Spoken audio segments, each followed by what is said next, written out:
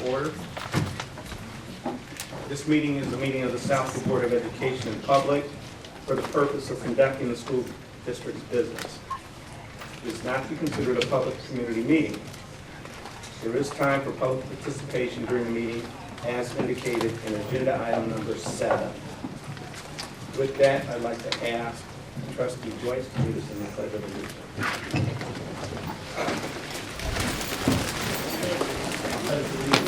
To the flag of the United States of America and to the republic for which it stands, one nation, under God, indivisible, with liberty and justice for all.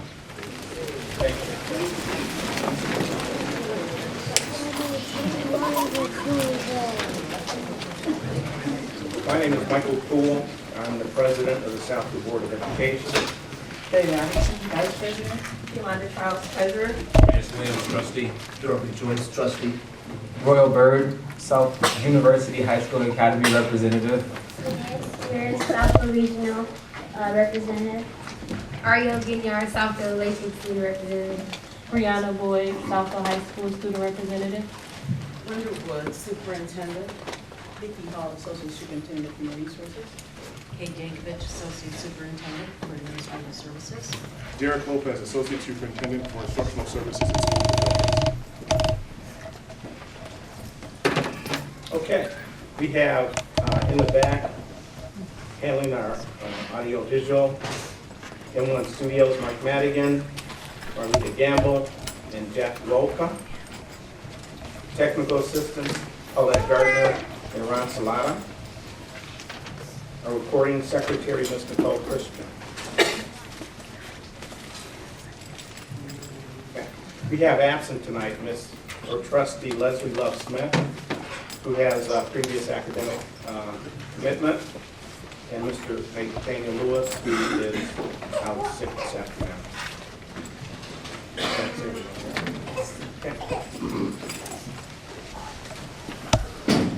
We've got a full plate tonight, so I'm going to start right off with the student and staff recognition. The district has 2 students who received Gates Millennium Scholarship this year. This scholarship will cover all college tuition costs through their doctoral degree. The students who received the scholarships are as follows. Miss Brianna Boyd from Southfield High School.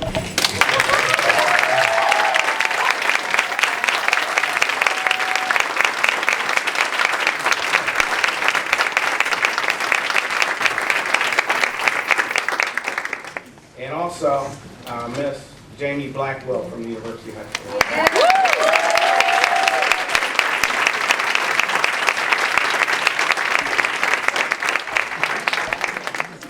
Now, we can't take this lightly because over 50,000 high schools around this country, many of them never get one. And we've had six in the last 4 years. That's outstanding. That says a lot about what we do as it relates to teaching and learning right here in this district. So I'd like to give them a standing ovation.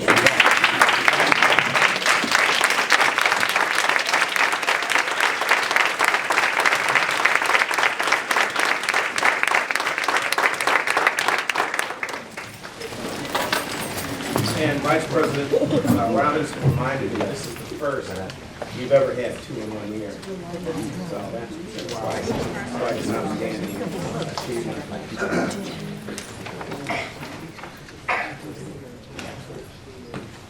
To the podium, please.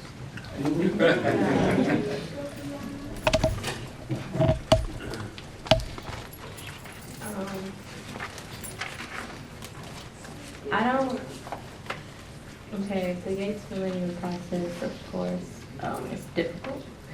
We have to write 8 essays and have a nominator form, a recommender form, hours of community service, work experience, and a long list of things like that. And I don't think people understand like how blessed you are to get the scholarship. Like you won't understand the feeling until you actually get it.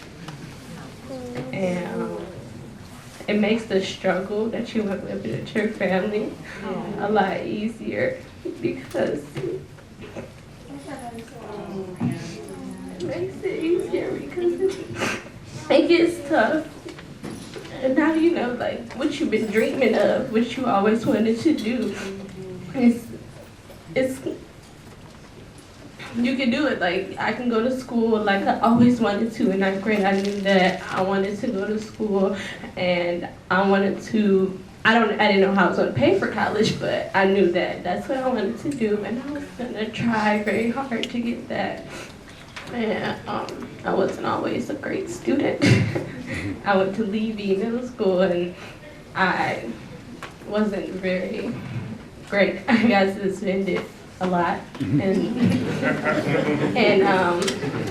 my parents, my mom and my stepfather, they basically sat me down, and we had to get to the paper talk, and they had told me I didn't want to struggle like they struggle every day when I got older, and I didn't want to live. There was a bigger picture than what I see at the moment. And we talked from like 8 after cheer practice to like 3 in the morning, and that was right after that changed my life. Like, I started doing well in school and doing community service and joining activities and just taking care of my business so I could get this. I would have never thought that I could get this scholarship. And I'm thankful for it.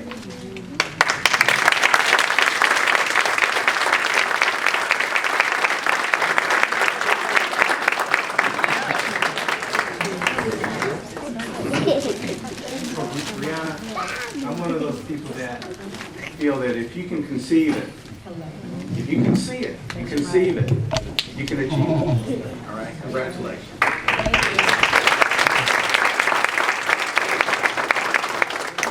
Hello. I am also like my fellow winner, Brianna, where it's like I applied for the scholarship, but I was one of those people where I didn't think I would get the scholarship because only 1% of us do receive it.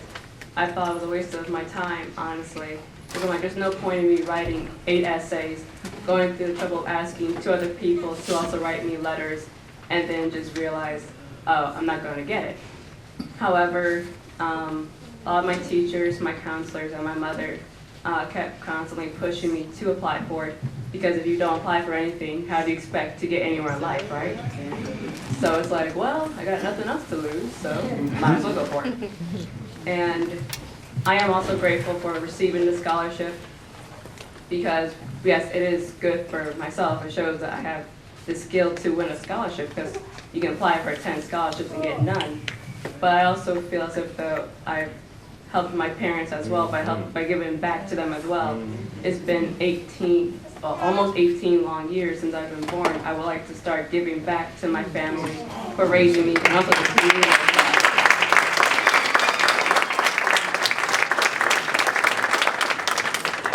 And as seniors, I believe it's time we also start giving back to our community. And hopefully within the next couple of years, 2016 and the following classes will be able to give back to our community and make Southfield a better place as well. That's great.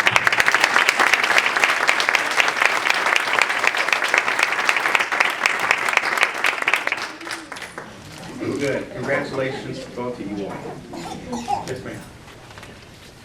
I'm so honored to have heard both of your stories, and I think that resonates a lot with our young folks in the audience who can turn on a dime, just like the two of you had to in terms of focus and, like President Poole said, declaring that that's something that you want for your lives. I think this is amazing, and I hope that all these young folks in here, where there's still time, make that change academically. And gosh, look at the weight that you'll lift off of your family, off of yourself, from mounds and mounds of student debt that I can actually talk to.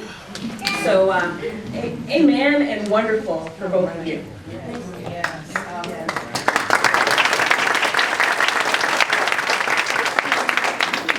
And with the support system for the 2 young ladies in the room, please stand as guardians, mothers, fathers, grandparents.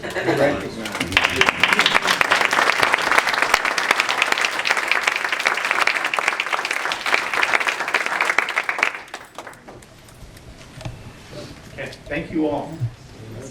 We're full of talented students here, and I got to give you a preamble to this one. I was at the NAACP dinner a couple weeks ago down in Cobo Hall to hear Hillary Clinton, and it was packed. It was sold out. It was well over 10,000 people down for dinner. But what was so interesting about this process, it took me longer to get into the dinner than it did for me to get into the last inauguration for President Obama, just to get into the hall. Well, as I got into the hall and started to walk down the hall, they had these posters of Hillary Clinton and her achievements, and then we had a poster of one of the original Tuskegee Airmen who are from this area, Mr. Alexander. And then I walked up on one of our students, and I was so blown away. One took first place, and one took second place, but the second place winner was in the 4th grade. Incredible. Now this was a you had to walk through the hallway to get to the main room.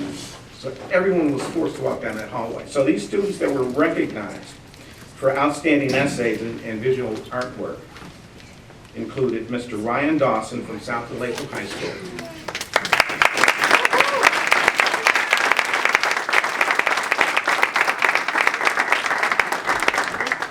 Miss Kendall Jones from MacArthur K-8 University.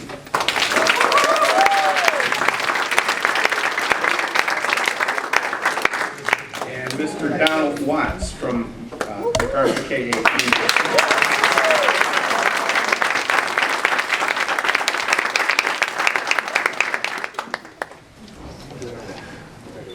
Podium shares. Just tell us a little bit about your essay. I read yours. Well, my essay was saying that I believe the most crucial civil rights issue facing our nation today is the rising amount of police brutality cases. And I believe that in order to solve this issue, we have to reduce the issue of fear first. Because fear leads to tension on both sides. Because not only are we afraid of them, they're afraid of us too, because it's getting heated on both our side as well as theirs. So I believe that in order to solve this, we need to first educate the students about the way the police are, just let them know that not all police officers are bad. And we also have to reduce that issue of fear in any way possible, by letting them get to know these people and also learning their rights in the field. Congratulations.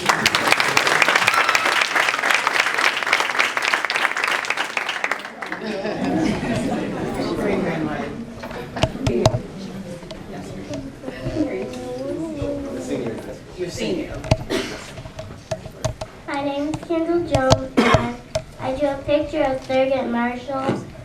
Thurgood Marshall is the first Black Supreme Court Justice. He fought a very important case called Brown versus Ford. Brown is Oliver Brown.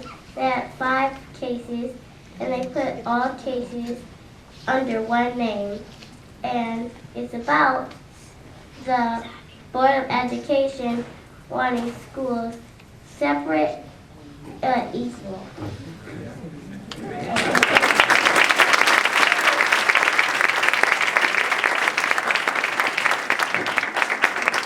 Hi, my name is Donna Watts, and I wrote about what civil rights means to me, and I want to say thank you to my teacher because she encouraged me to write this.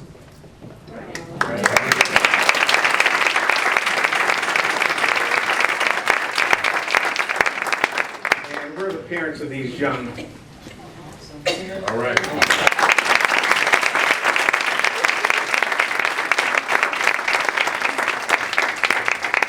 I gotta admit, when I walked down that hall and I saw their posters up there with their names on it, Southfield, Lathrop, it just took me back. So I had my meeting with the superintendent and just had to have you all come down and be recognized for an outstanding effort.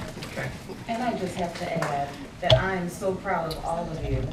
But Kendall is one of my family members. And I'm so proud of you, Kendall. And I look forward to you walking in the footsteps that those who have walked before you are walking. And that is to all of our children. Thank you.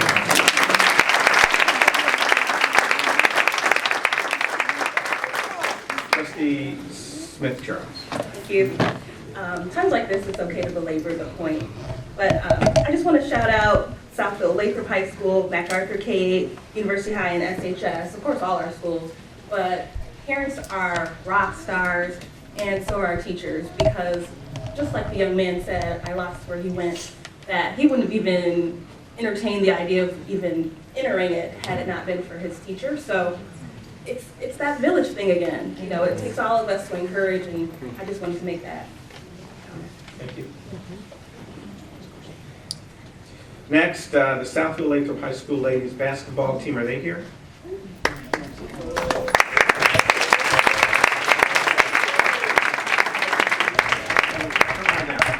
We're going to interrupt just for a minute. All of it. Come on.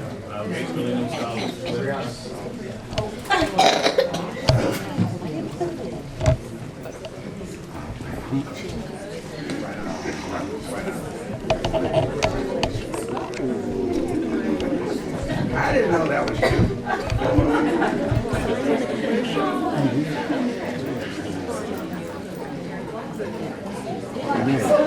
How you doing?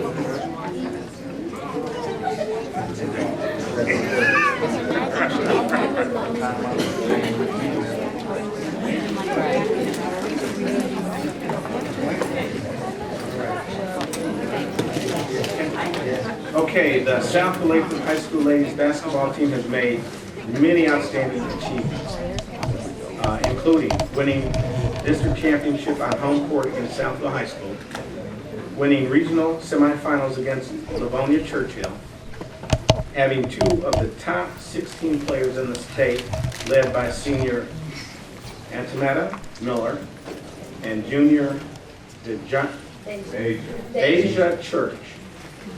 Deja Church was selected to the first team All-State Class I, with her and other members receiving honorable mention. Now, I got to stop for a second because I've been reading about you all for a long time. My mother played basketball. She said there were two things that she loved to do. One was to play ball, the other was to dance. She didn't drink, she didn't smoke, she didn't curse, but she said she played ball and she danced. It won her scholarship to, in those days, Arkansas State A&M College in Pine Bluff. It's now called the University of Arkansas in Pine Bluff. There were three teams she really loved to watch.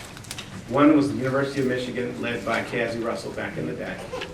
The second team was Isaiah Thomas in the Detroit Pistons, specifically the Bad Boys, and watching those Southfield Lathrop girls play basketball.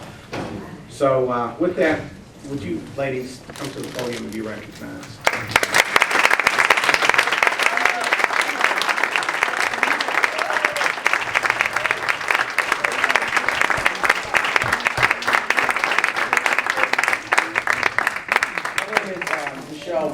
I'm the girls basketball coach over at Southfield Lathrop, and it is, I also teach English over there as well. It is indeed an honor for the board to decide to recognize my young ladies.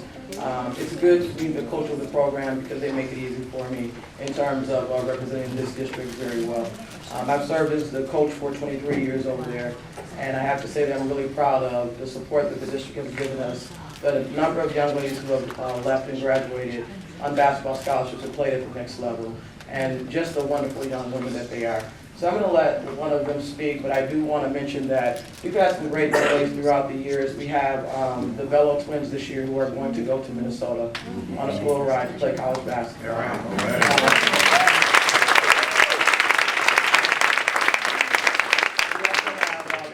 Miller, who is going to go to the University of Cincinnati to play college ball on full ride.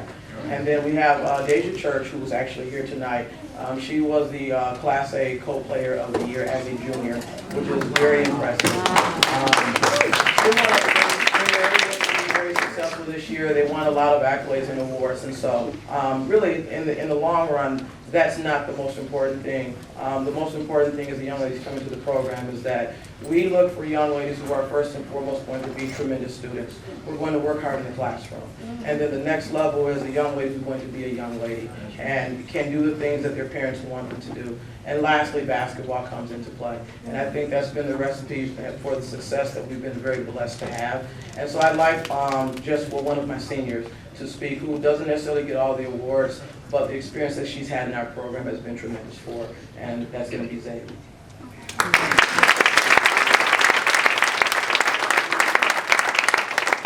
I'm Zadie. I was a forward on the team, and like you said, I danced too. So yeah, I kind of understand it.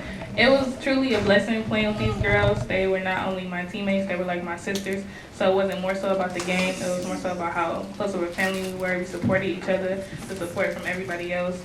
You kind of feel like superstars, who could be us for real.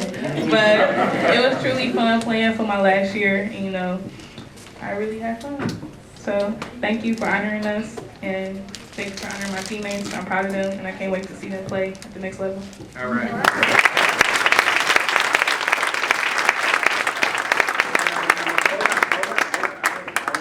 Jackson, I want you to come back. Lady, stand behind your coach for a minute.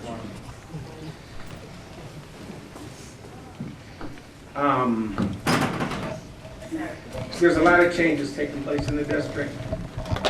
You see things, collapsing. This board is a very open board. We'd be open to any concept to providing additional opportunities to players. Pay for play is not out of the question. If you want to come up with a concept and put a Mustang on it, they'll listen to it. But for you, Ms. Jackson, if this is the last time we see each other, you've made an accomplishment that very few in women's basketball achieve. You won the girls' Class A high school championship in 2005. I watched you do that. That's something that many people in this world will never, ever achieve. Something that will go down in the history books and will always be appreciative of that accomplishment. So congratulations. Thank you.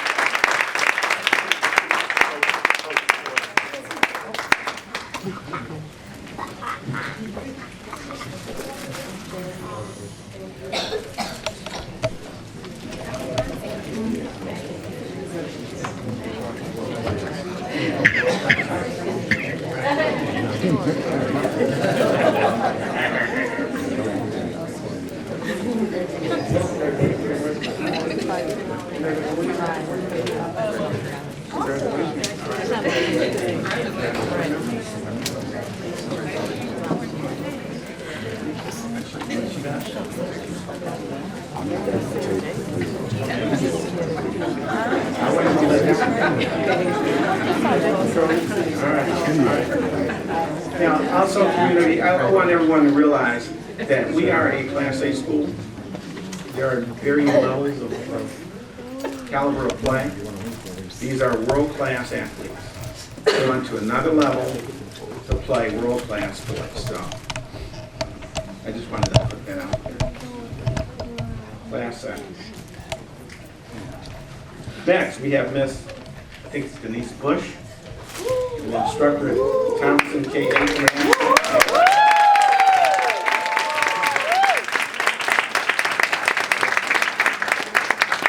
The Teacher of the Month Award from the Southfield Public Schools. Ms. Bush is here, and there is a short video.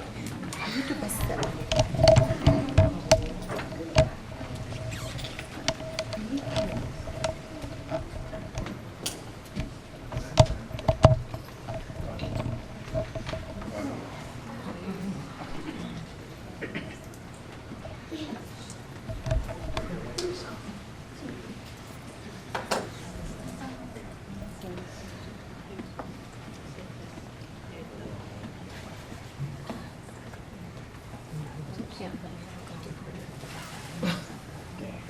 it down again. Just put it down. Because she'll give us a treat. In our poem, she'll give us a treat. She doesn't seem like she just comes and this is just a job.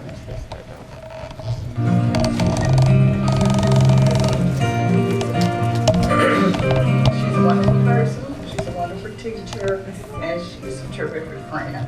It's great because she gives us things that she doesn't really have to give us.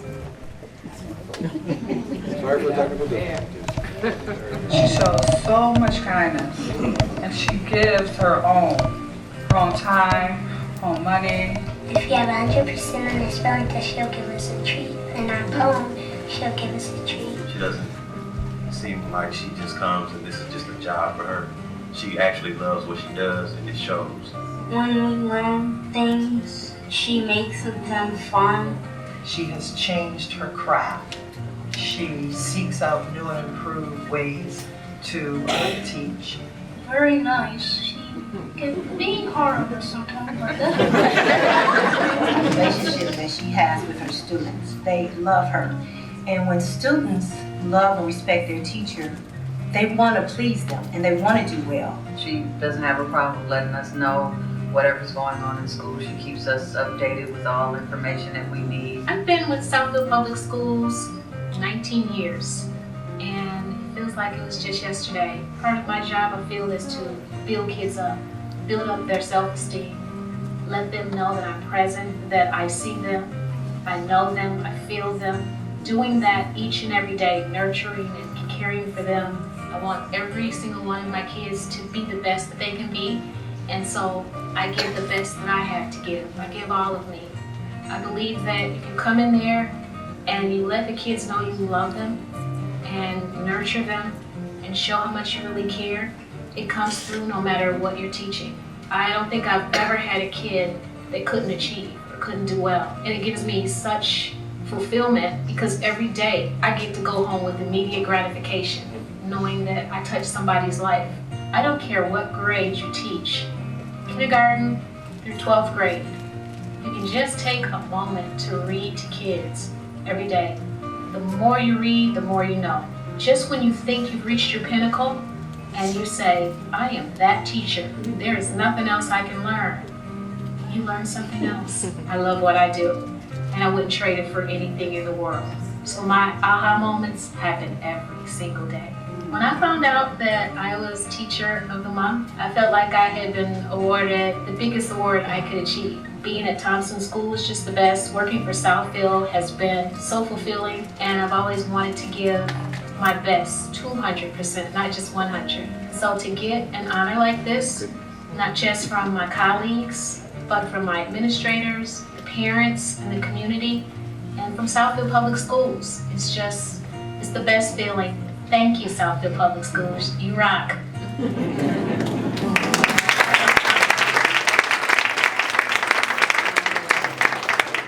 For making Teacher of the Month. You're a great mother, you're a great teacher. I feel honored to be able to work with you. Thank you for being such a good teacher. You have my utmost respect for the job that you do. And thanks so much for loving my son as if he's one of yours. I appreciate it.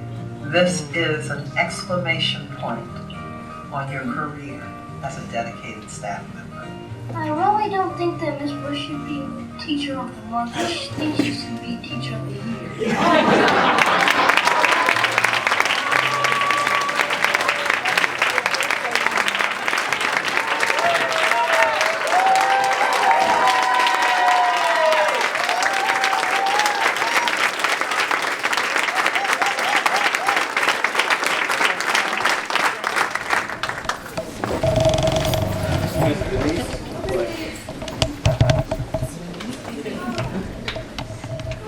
So it is true, it is not what you expect. You think you're gonna get up here and be cool and say a few words and go back and sit down. But I have to tell you, It's a great honor, not just to be here, but to be a teacher. Dr. Wood. Got my makeup done, Tori, I'm messing it up. Dr. Wood, Mr. Lopez, board members, thank you for this recognition.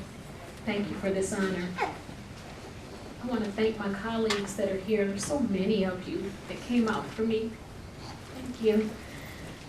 For my current and former students that are here, I love you. Thank you so much for everything that you've given me. You give me, I don't give to you. It's mutual. To my students' parents, you gave me the best. You gave me the best seeds. All I had to do was water them, and they grow so beautifully. Thank you for entrusting me with your babies each and every day. They say you can tell how much a man has, not by his bank account or his wallet, but by the impact that he has on the lives of those that he or she touches. I hope that I've had an impact. I'd like to thank my mom and dad, who, if they were here and still alive, would be so very proud of me, because they were both educators. I love what I do, and I couldn't be here without the support of so many people that have helped me cross this bridge. And so I thank Mr. Horn, who was my first administrator here in Southfield Public Schools, because he was persistent. He believed in me when I said, thanks, but no thanks. I'm really happy with my job in Oak Park. He called me back and said, no, you belong in Southfield. So thank you, Mr. Horn, for being persistent. I'd like to thank Mrs. Lightsey. Mrs. Lightsey, thank you for teaching me that we never stop growing. We never stop learning. You are a master teacher. Even though you're an administrator, you continue to teach me and all of my colleagues every day, and thank you for that. Thank you. We all are lifelong learners. To Mr. Eason, thank you for helping me to believe in myself and in my skills as a teacher, because you entrusted your child, your most precious commodity, with me in my classroom, and I didn't think I could do it. And Ms. Hickman, I want to thank you for teaching me to never let my light dim for anybody, to let it shine brightly, never to be afraid to show who I really am. Thank you for teaching me to love kids and to continue to do what I do and never give up. To my son Chucky, who's somewhere here, Chucky, Mr. Lopez said in a workshop once, I see you. Chucky, I see you, and I know your potential, and I'm so very proud of you as a son, and it's not very often I get a public platform to say that, so I want to say to you, I love you, and I see you. To my daughter, Tori, I'm so proud of you, Tori. Every day, you make me want to be a better person. You are an outstanding teacher, an outstanding educator, and you've touched the lives of so many students who say, that's your daughter? Great. This could be you. And to my husband, thank you for so much for your support. My extended family that's here, thank you. Auntie Wine for helping me when I needed a shoulder, when I needed somebody, when I was just a young girl trying to finish at Wayne State University. I remember that. Thank you. And so I'm very honored, very touched, and again, to all of you, thank you so much for giving me the pleasure to do what I do and for recognizing me tonight. I thank you. Thank you.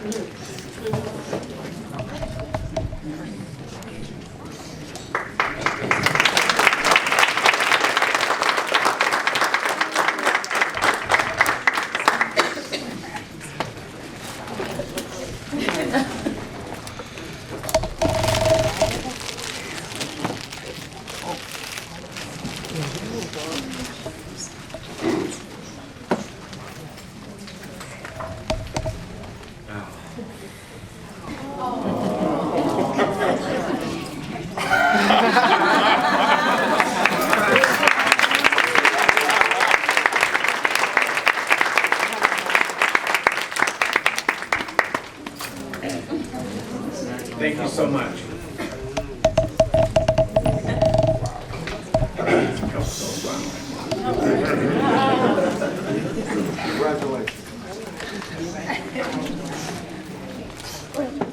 Next, we'd like to give a special thank you to the current student board representatives for their dedicated service throughout the academic school year of 2015-2016. There are cards from trustees for each one of you. Thank you for your service.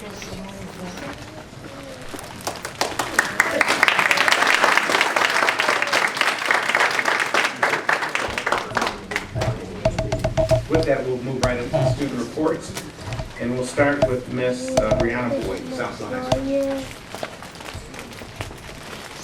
Hello to the Board of Education, Superintendent, Administrators, staff member, and community. My name is Brianna Boyd, and here's your Blue Jay report.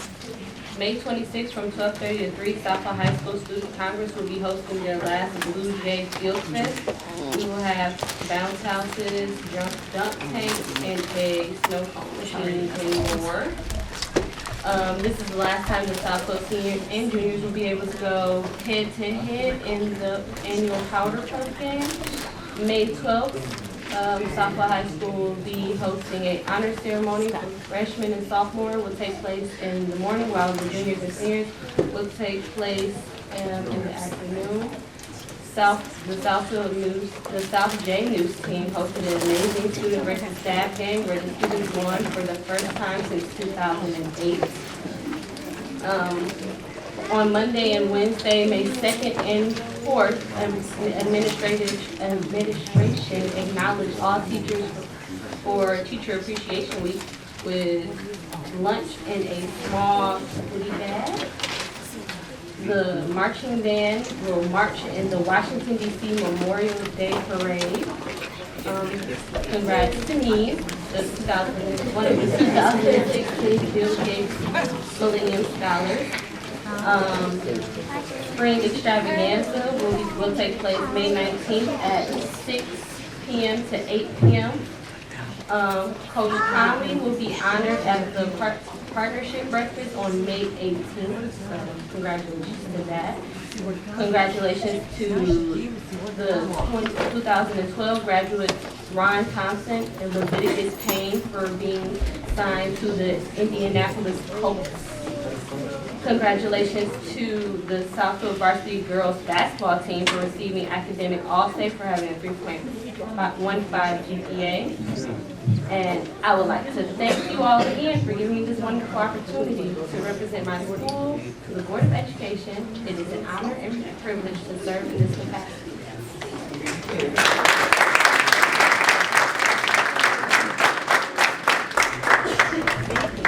Next. Ms. Boyd, would you tell us where you're going to college? I will be attending Florida Agricultural and Technical University. A&M.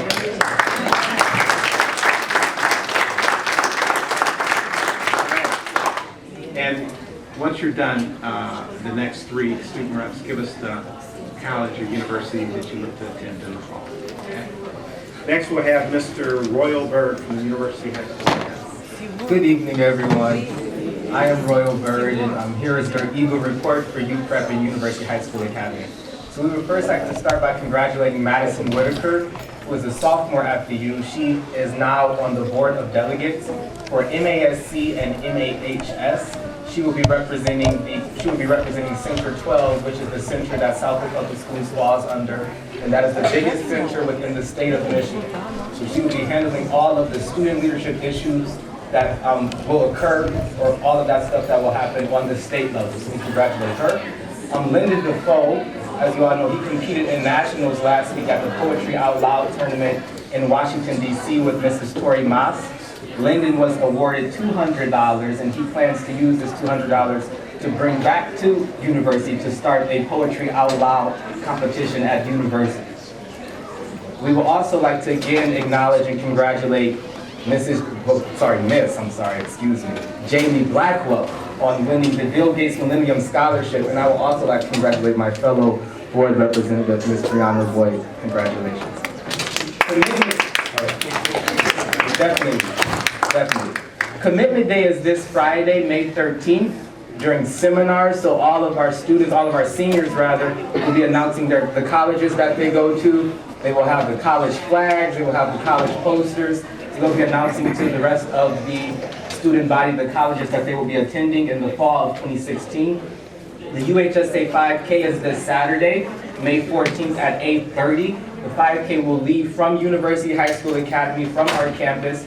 And again, it is this Saturday. If you would like to volunteer, you can see me, or you can just go on our website and click the volunteer form. You can sign up from there.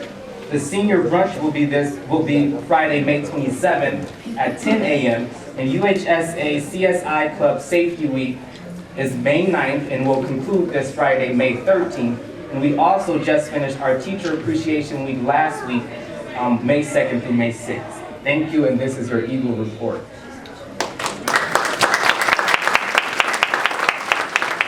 And I'm a junior, so I don't know what college I'm going to. Thank you, Mrs. Bird. Next, we'll have Ariel Ginyard from the Southfield Lathrop High School. Good evening to the Board of Education, Southfield and Lathrop Village community. And I will be giving your charge report. Southfield Lathrop Student Congress have rescheduled their student versus staff basketball game until further notice. They also, along with National Honor Society, just completed their Teacher Appreciation Week last week, and they are preparing for the Powder Puff game, the junior versus senior Powder Puff game. National Honor Society had a Mother's Day bake sale on May 6th, and their last meeting is going to be a senior and alumni party this coming Saturday. Southfield Lathrop would like to congratulate again Ryan Dawson on the NAACP Freedom Fight for Freedom Scholarship Award, and Southfield Lathrop alumni, 2012 alumni Larry Beavers Willie Beavers, Willie Beavers for, he was the 4th round draft pick for the Minnesota Vikings, and he was a student of Western Michigan University. Today, Mr. Hamilton put together a program for the seniors for after prom, the drunk driving seminar, for us to be aware of our surroundings and just to be safe. And again, congratulations to SL's Lady Charger, the Hoop Squad.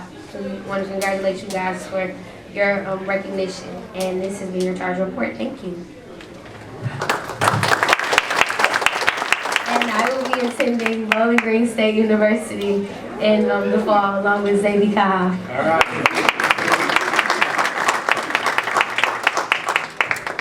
And lastly, we'll hear from Ms. Spears from the Southfield Regional Academic Campus. Good evening, board members, Superintendent Dr. Linda Wood, Central Office staff and administrators, Southfield schools, staff, parents, students, and guests. My name is Danae Spears, and I'm your student board representative from Southfield Regional Academic Campus. Counselors and administrators organized the first annual Career Chat Day for all grade levels. The chat took place on April 21st. Volunteers from 13 different careers had a small group roundtable discussions.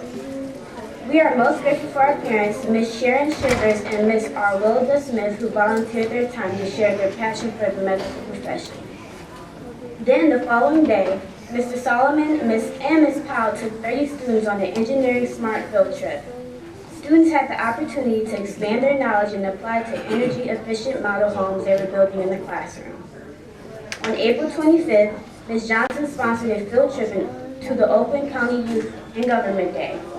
During their visit, the Oakland County Courthouse, they met 21 county commissioners, reviewed one of their sessions, and the students were able to ask commissioners questions. On April 28th, Mrs. Starks, Mrs. Gales, and Mrs. Henson presented at the 41st Annual Michigan Alternative Education Conference in Gaylord, Michigan. Their break sessions on relationships was filled with a variety of small and large group activities. On May 5th, Mrs. Starks, the founders of Sisters Supporting Sisters, held her 4th annual conference. Students heard empowering messages from guest speakers and ate a delicious picnic prepared by our own very Chef Bloom Huff. Mrs. Molly McNeese taught us how to make Haitian paper jewelry, while Mrs. Danielle Green motivated staff and students through dance and motion. Now, on the same day, Mr. Eason and the male teachers took the boys to see the movie Barbershop 3 at the Rivera Cinema. After the movie, they all stopped to have lunch. Needless to say, all staff and students enjoyed coming to school on May 5th. On May 6th, Mrs. Hinsman took 8 young ladies to the Young Educators Society Conference at Wayne State University. I would like to congratulate Mrs. Eccles Johnson's students Moesha Farmer and DeEssis Phillips, who are currently having their poems and essays published with Creative Communication, a nationally recognized writing company. In closing, as a 2016 graduate, I would like to thank you for this opportunity to serve as a student board representative and leave you with a quote. No matter how hard the battle gets or how many people don't believe in your dream, never give up.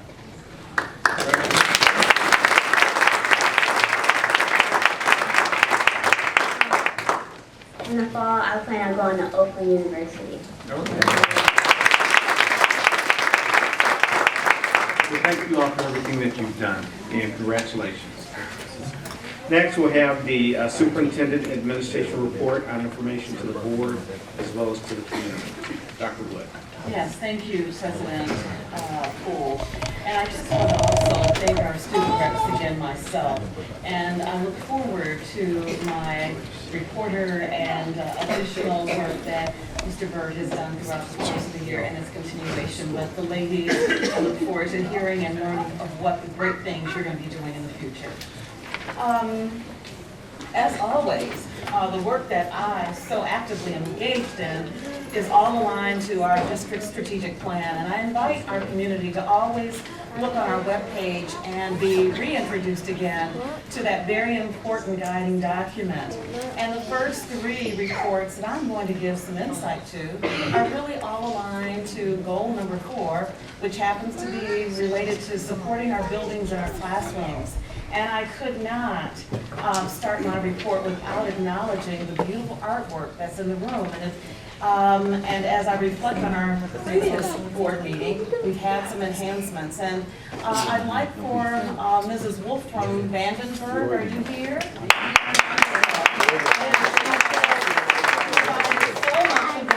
Around the room from Vandenberg has done a wonderful job. Would you share with our board and the community what you have here displayed and acknowledge any of your students that may be here too? Thank you. Well, I have artwork that is aligned with our core curriculum. Every single lesson here relates to something that the students are learning in their own classroom.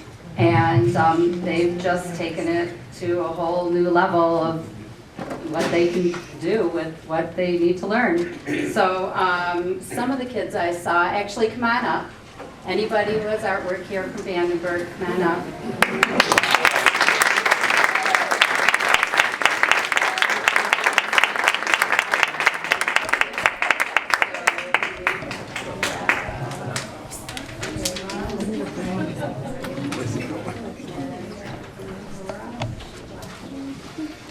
Chad, go stand by your art and point to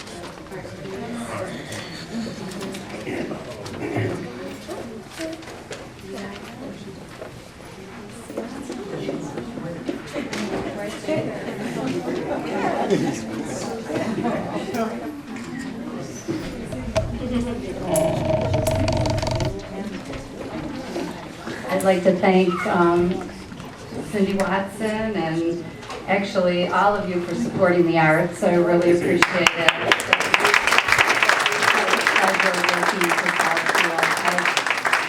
I have so much at my fingertips to teach these kids with. Nothing better. And we thank you too, Mrs. Wolf. And boys and girls, we thank you so much for the artwork on display here, for the artwork in your building and what you bring to the lives of children in your school and to our community. Thank you. Are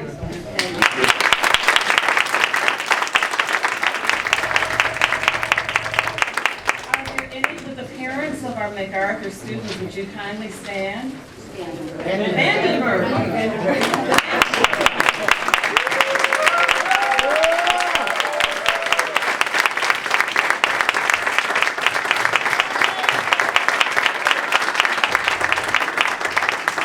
Thank you so much.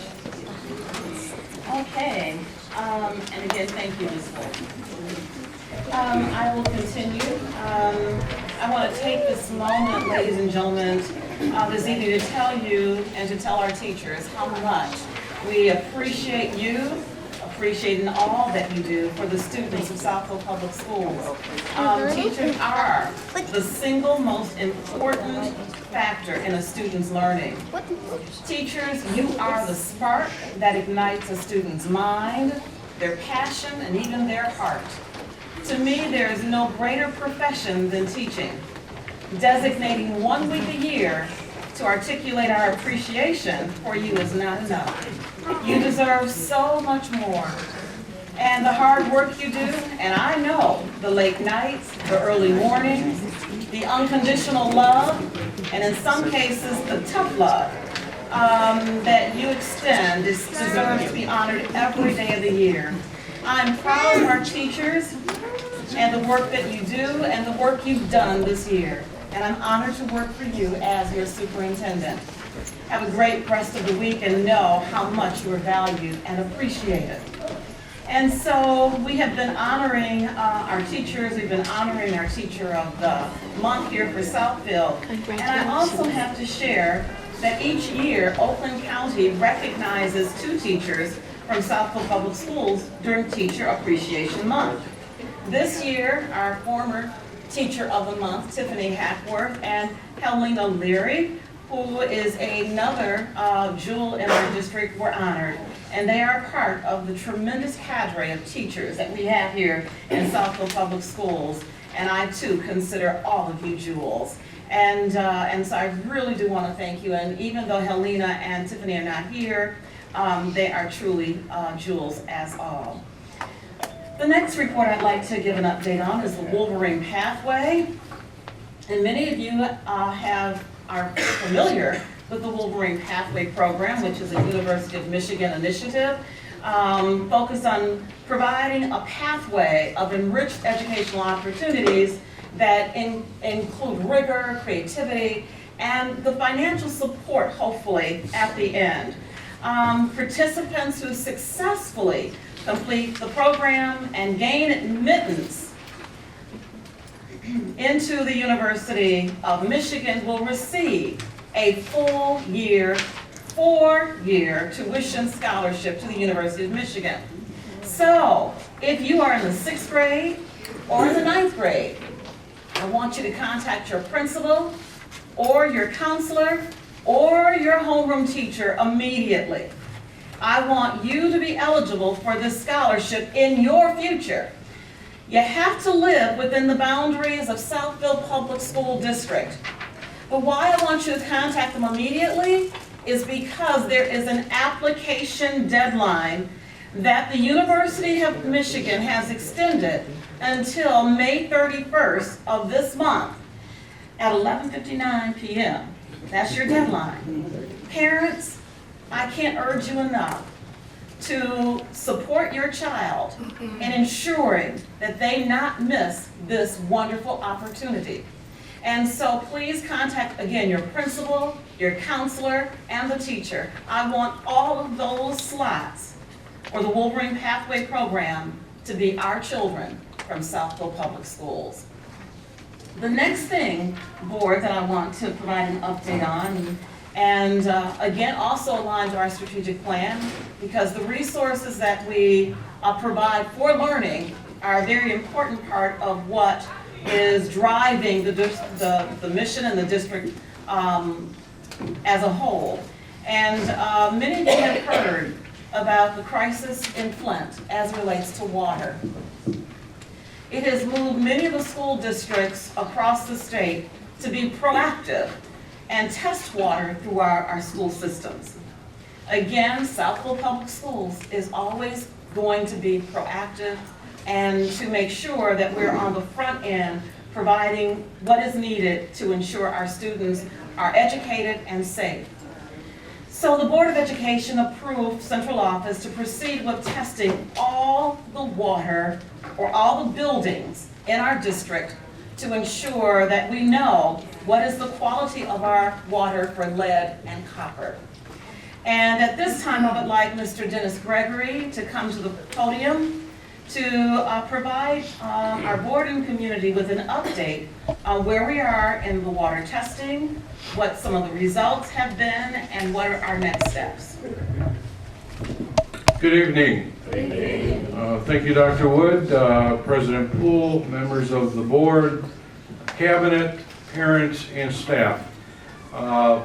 Just like to give you a brief summary of what we've done so far with our water testing. Like Dr. Wood mentioned, this is not mandatory. It's not a requirement that the state has put on us. This was done voluntarily by Southfield Public Schools, approved by the board here. So just kind of some details on what transpired. Number one, to take water samples throughout the district, these water samples have to be taken when no water whatsoever has been run in that building. Anybody flush a toilet, run a faucet, or anything like that has to be taken before any of that is done. So what we had to do is come in on a Saturday. We actually came in on April 23rd at 6 a.m. and we started the procedure of collecting samples. It took us from 6 a.m. until 1 p.m. to hit every single building in the district that housed not only our staff, but our students as well. I escorted Arch Environmental. They're the group that are doing the testing, and I escorted them throughout the buildings, and they took various samples. We took samples in all different areas of the buildings, okay? Not just the front hallway, not just the upstairs. We tried to split it up, so we covered, upstairs, downstairs, in the north end, at the south end, and so on. So we got a good snapshot of what was going on in that building. The samples were derived from drinking fountains and or sinks. And once the samples were collected, they were sent out to a lab to be analyzed, and we got the results back. These were 17 buildings that we took samples from. There were 67 samples altogether that we collected.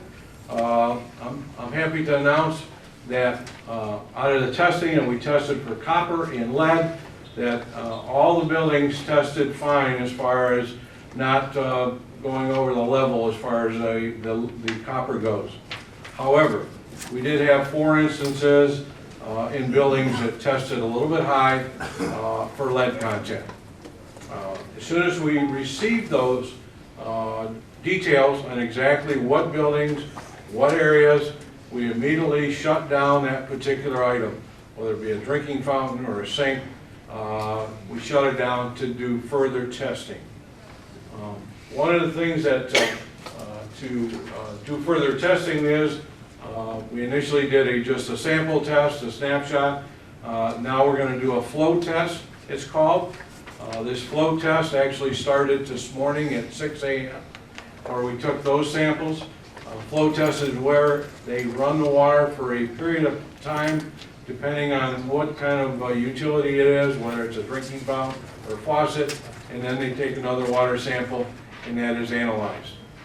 Those 4 areas were shut down, once again, until we get the results back from those tests. The flow test will give us the direction as far as what we have to do. If it rates high, for instance, during the flow test, higher than the last test that we took, then that's an indication that there is some problems with the feed, the piping, and things of that nature. If it tests low, it's an indication of possibly the faucet needs replacing and so on. Now, these water regulations haven't been around forever. 1988 is actually when they started. So, there's all kind of different plumbing out there. There's galvanized pipes, there's plastic, there's copper, there's plastic tubing, and so on and so forth. So, we're doing our due diligence in testing all these things. As soon as we get the results back from the secondary test, then we'll consult with Arch Environmental on what to do next. Do we have to replace that faucet assembly? Do we have to go a little bit further into the building and find out if there's a pipe that's been replaced, maybe with the wrong pipe or whatever like that? So we're going to do that just as soon as we get that information back. The testing takes 5 to 7 business days. And like I say, we took our secondary test this morning, the flow test, so we expect the results back here in, a little bit better in a week or so. I just want to say that Southfield Public Schools will make all necessary repairs on the test results to ensure our water is safe for not only our staff, but all of our students as well. And that's my report. Any questions? Thank you so much, Mr. Gregory.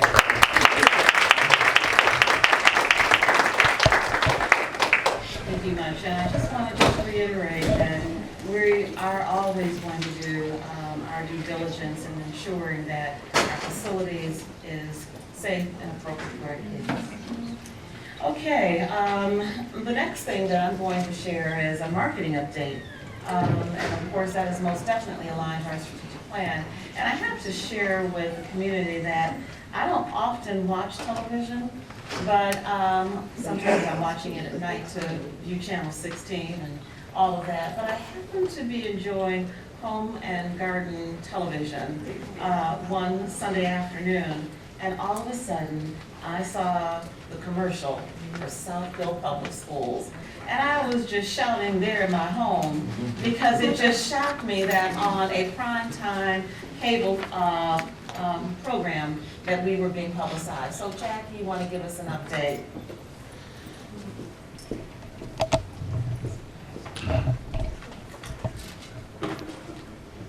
Good evening, board, Good evening. administration, families, community members, parents. So good to be here with you today. Today, we're just going to take a moment to talk about marketing. Now, every year, we do a big marketing push to help enhance the information that the community has about what's going on in the district. And typically, we do this in January because that's when we know parents are making decisions.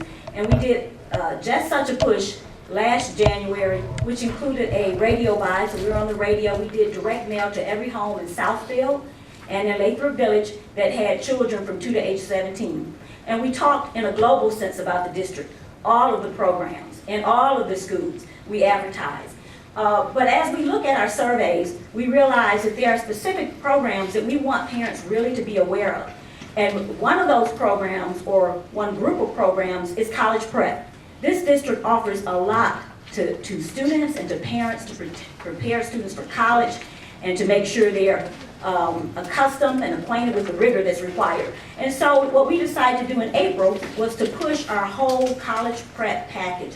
What do we offer our students and our parents? And so that's what we've done, and this campaign started around April 15th. And so I'm going to briefly share information on that with you tonight. So our Fast Track to College, as we call it, had several campaign objectives. They were, as you see, to raise awareness, to create a measurable call to action. We want to drive people to action. And our goal was to direct 500 people to our website, to a specific URL. So some of the components were, as we looked at how are we going to get the message out, we want to make sure everyone in Southfield and Lathrop Village knows.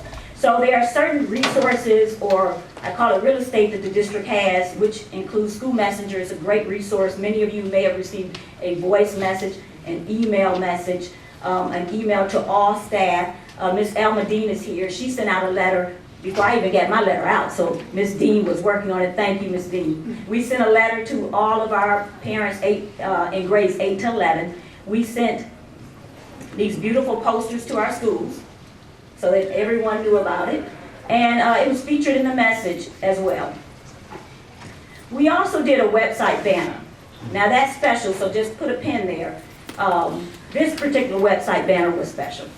We created a dedicated web page. Ms. Lauren O'Leary, thank you. A website spotlight. We conducted a Facebook campaign, a Twitter campaign. So this means we scheduled tweets to talk about our college programs. This is dual enrollment, advanced placement, and the International Baccalaureate program. So these are the 3 programs that we were featuring.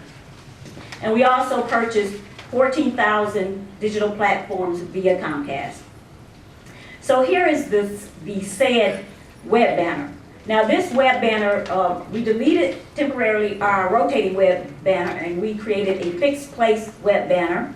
that leads to a specific page, a URL that talks all about these programs. And this is the page. So it has information on dual enrollment, the fact that our students can be enrolled in Wayne State University, Oakland Community College, University of Michigan Dearborn, and all costs are covered by the district: books, tuition, fees. They can get college credit while they are still yet in high school, as well as the International Baccalaureate program, which offers similar features, and the advanced placement programs. I want to pause and tell you this. We created something called a UTM code. Now that's a tracking code. The last time I was here, I mentioned that on social media, we had seen spikes in our website because of our campaign. Well, as we talked to our Google Analytics team and our Comcast team, we realized that we could not necessarily indicate that that was the case, that spike was related to social media. So what we did was create a UTM code. Now, UTM code, not to bore you, but it is a code that is linked to a specific piece of advertisement that goes back to our Google Analytics software and tells us exactly how many people are coming to a specific page because they saw a video or because they clicked on a banner. And we'll get a little more into that later. This is the results of our Facebook campaign. This is a flyer that was posted. We had 494 shares of that particular post. A few more of the components. We had print advertising in the Southfield Sun, in the Farmington paper, in Berkeley's paper. We shared our information with partner organizations, Lathrop Village, the city of Southfield. We also shared it with the Chamber of Commerce, and they were gracious enough to put it in their website and to feature it on their web page. Comcast, we created an animated commercial with the help of M1 Studios. We've never done that before, and you'll get to see it tonight. So this is an animated commercial, and we'll talk a little bit more about the Comcast buy as we move forward. We put this commercial on TV 16, sent it to TV 15 and TV 17, and also to our own radio station.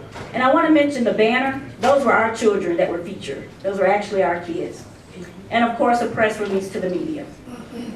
This is the Southfield area Chamber of Commerce's page. It has all of the information about these programs. So we are really grateful for our partners who are helping us to spread the word. All right, now you get to see said video. Are you wondering how you can afford the rising cost of college tuition? Southfield Public Schools makes it easy for you to get the things that matter most, like a college degree. You can earn college credit through our dual enrollment program while taking classes on college campuses. This program is free. The district covers all tuition fees, so you don't have to. You can also earn credits through our advanced placement and international baccalaureate programs, accepted at colleges and universities throughout the world. So don't worry, we got this. Southfield Public Schools, your future brighter. Okay, so that's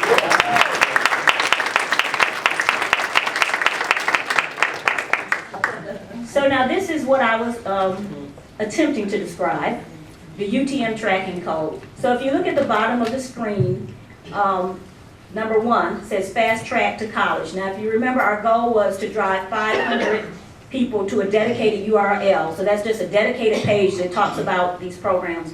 So number 1 is the website banner. So there's a special code on that banner, and every time someone clicks on that banner on the home page, Google Analytics counts that click. So we know for certain that 969 people clicked on that banner and went directly to our web page. Number 2 is the video. Now, most people don't know that anytime you're watching a video on YouTube and you see a commercial, if that video has a UTM code, if it's had a UTM code implanted, you can click on a video. Even if it doesn't say click here, you can click on it on your iPad or on your phone, and it'll take you directly to the website. So most people don't know this, but 64 people did try it, and they went directly to our website. So now I want to discuss a little bit the Comcast Spotlight Buy. Comcast is really great. They really assisted us with reaching our audiences, and you'll see the demographics of that in a moment. But here are some of the stations that we are on now. We've been on since April 15th. We have one more week in this buy. VH1, HGTV, which I think Dr. Wood mentioned, Someone saw it on OWN. Has anyone, who has Comcast? Have you seen it yet? Okay, keep watching. So, the digital impressions, if you look at the bottom, that's digital real estate. So that's YouTube, it's, I think I see Vivo, it's, I can't read. Can you? ABC, AOL, ABC News, Fox News, CBS Local. Thank you. So we purchased those. They purchased it in bulk, and so they will fill it in as that spot is available. But we have purchased 14,000 of these impressions, and it was quite economical. I want to talk about video completion rates. So on social media, they can track how many people watched the commercial. So our rate was 74%. So 74% of the people who were on their iPads, laptops, etc., watched the commercial through completion. That's 4% higher than the national average, so we're happy about that. And the areas where the commercial is showing, in addition to Southfield, Bloomfield Hills, Oak Park, and Kego Harbors, and West Bloomfield. And then this is a disclaimer saying, what I just told you is just about right for Comcast.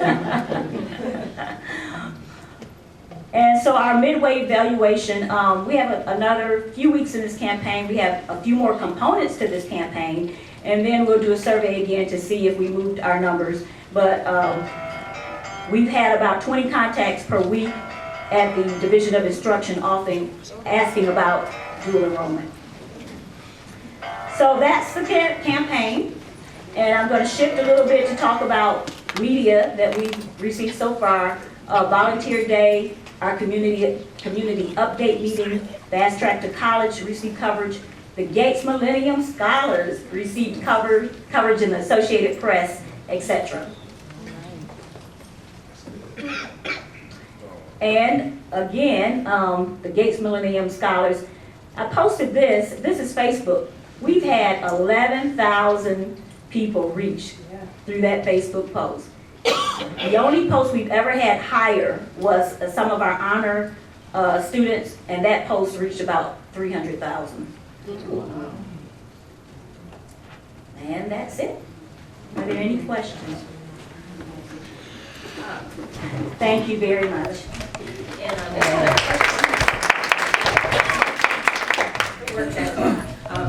Through the president, kudos to the soup. Many of us on the board have looked for outside the box thinking on how to tell our story. You know, people are always, it just seems like as much as we try to tell the story, people are missing it in some capacity. So just having a multi-pronged approach to communicating with our stakeholders. Yeah, I agree. We got a real good story to tell. Yeah, we do. We really do. Thank you. Good job, Jackie.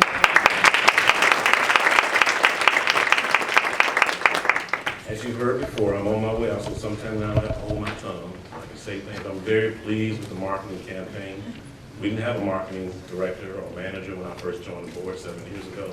We've done a fine job. But most importantly, one of our PTA presidents always attends meetings, not only this meeting, but other meetings that we have. And his question was, and a very legitimate one, what are we doing to promote and tell our stories? Well, it takes individuals like yourselves here in the audience. It takes the individuals that are watching this broadcast to also talk about the good things. Yes, we are a family. We're going to have our ups and downs. But we do things the Southfield way. You've heard me say that before if you've been to any of our meetings. We work together in collaboration. We may not always agree. We're doing the best we can for all, and any student that comes to Southfield Public Schools. So again, thank you for those who are publishing the word and giving us good kudos and working with us here to move us forward. And I thank the administration for all the fine work, as well as our teachers and all those in the buildings, the principals and everyone else. And that one individual PTA president that keeps on us to make sure we're doing things right. So thank you, Mr. President. Thank you. Thank you all. And I just also have to add, thank you, Lauren, for working so hard with us. That's right.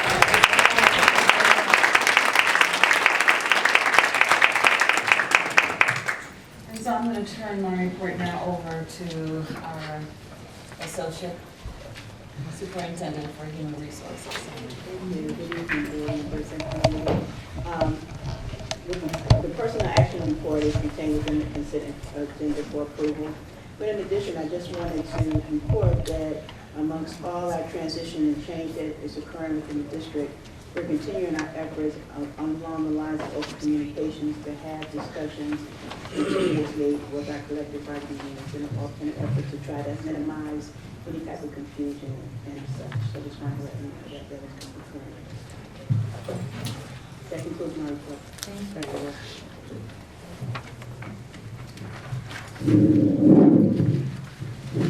There are many things tonight, Board, as far as action items that pertain to our 16-17 budget, getting things in line with that. Just two things I'd like to highlight from the Finance Department, because they are relevant as far as long-term stability and internal controls to make sure that we are best managing the resources that the district does have. Two of those things, one is your payment of bills that you have. What that shows, in addition to when we look at our budget, but also the cash flow aspect, which is one of the things that came into play as we were looking at some of the other districts and situations that they run into, to make sure that we have adequate funds in order to pay our bills.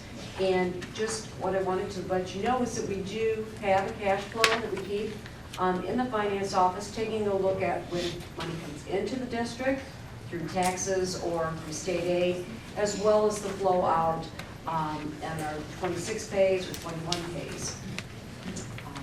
And then secondly, as far as safeguarding the district's assets, one of the things that we do from an internal control standpoint is we have a partnership with our bank where we have it's called a positive pay reporting, where every time we issue either a payroll check or an accounts payable check, we send the file to the bank so that they have our account, the check number and the dollar amount, so that if someone were to falsify a check or things were routed incorrectly, it would send us a notification that things don't align with the file we sent. And we did have a couple instances in the last week where we received a notification.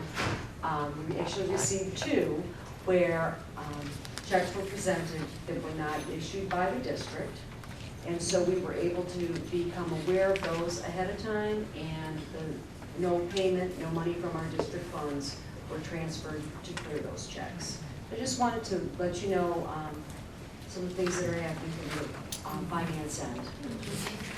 Okay, can you also just give us a little brief example about safeguards for our purchase recs, so people know just how? For the purchase requisitions that we have, we actually require a three-way match, which means that, one, we have to have a valid purchase order, and a purchase order is not created until the budget is checked to make sure there are adequate funds. Then the budget manager who has that account has to approve it. If the dollar value is over $5,000, I need to approve it. And in all cases, our purchasing director approves all purchase orders. So that would create a purchase order, which is one part of the matching scenario. The second part of it is the receiving end.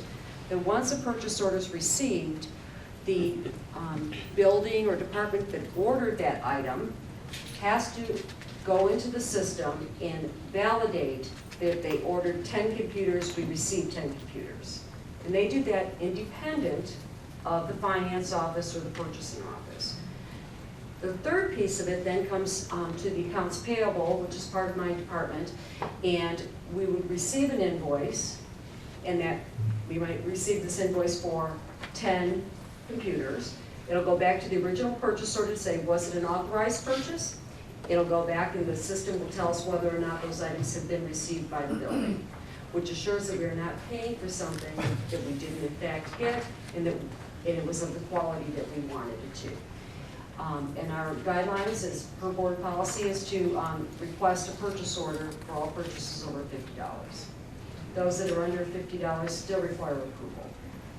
And our principals cannot create purchase orders on their own, and they cannot directly work with vendors on their own to purchase items. Correct? All of our vendors are input only in order to pay anybody. We require a W-9, which indicates that they have their tax identification number, and that is created within the finance department. So no one is paid unless finance has validated that vendor. And then even if the building is creating the purchase order out of their budget, they have to have the budget to be able to do it. And again, purchasing has the ultimate approval before anything is technically ordered or any liability is created for the district. Absolutely, and I'm going to also add that a threshold of $5,000 if it gets to Kate, but typically all purchases over $5,000 needs to come through for board approval. And we all know that after $23,000, all purchases for items need to be bid if they are of a certain type of item being funded by general fund. So there's so many internal checks for our systems with general fund that I'm very pleased. And I'm very pleased that those internal orders are in place because I personally saw an attempt to pass a check with our account number. Fraud is happening across in all, it's beginning to hit so many of us, even school districts. And so I want you to know and be comforted that we have safeguards in place and they are working. Right, great. Thank you for that. Board President. Yes. Something that Kate said that I too wanted to not necessarily expound on, but just make sure it wasn't glazed over. The 26 option and the 21 option, we're talking about payroll. Yes. And the fact that, and I'm just going to be real because I may not be at this table in January, you never know, that Southfield Public Schools is not our district to the south. I'm overtired of hearing about it in terms of, well, it's just, DPS to the north and things of that nature. And those teachers in DPS are outstanding, just like in a lot of school districts around the country. But Southfield Public Schools, like you said, the Southfield way. There's a way we conduct business, and I wouldn't even be on this board. I wouldn't call myself trustee if I thought that we were mismanaging. I could look at the people in the grocery store and say, trust us to take care of your hard-earned taxpayer dollars. We have a tradition of excellent CFOs with great credential. And so as treasurer, this is my opportunity to just say that we really are good stewards of the taxpayer dollars, and we appreciate the cabinet for getting it done. Okay, I'd like to interrupt. I'm sorry, Superintendent, but we'd like to let the student board reps go, and before you leave, we've got some parting gifts as you leave.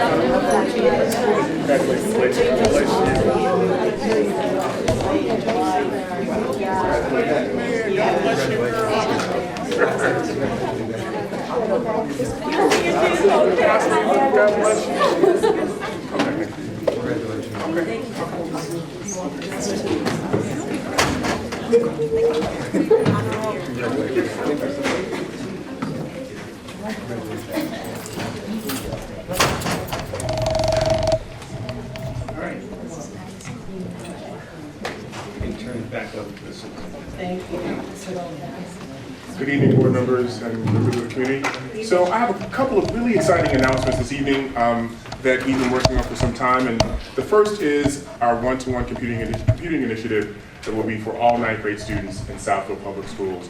beginning in 2016-17. So it's part of Imagine 2020. So we're going to go briefly through the superintendent's recommendation and the adoption by the board, our goals for the one-to-one initiative, and the planning and preparation that we've engaged in with three constituents, teachers, parents, and students, as we roll out this initiative. So in the fall of this past year, the superintendent proposed that all ninth grade students across the district receive Chromebooks in the fall of 2016. That's every ninth grade student.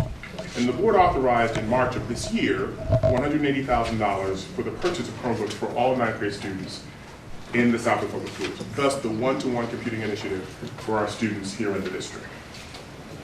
There are three main goals: educational access for all students. We know the world is flat, so they need access to the internet and availability at all times. They need access to the Google Apps for education, which many of our teachers use. So that's access for students, equal access. Increased ability to differentiate instruction is really important. We can maximize the use of instructional time when we actually do that for our students and use technology in a way that will actually grow and develop our students and teachers in that relationship. And then the ability to collaborate amongst all the educational groups is really, really important.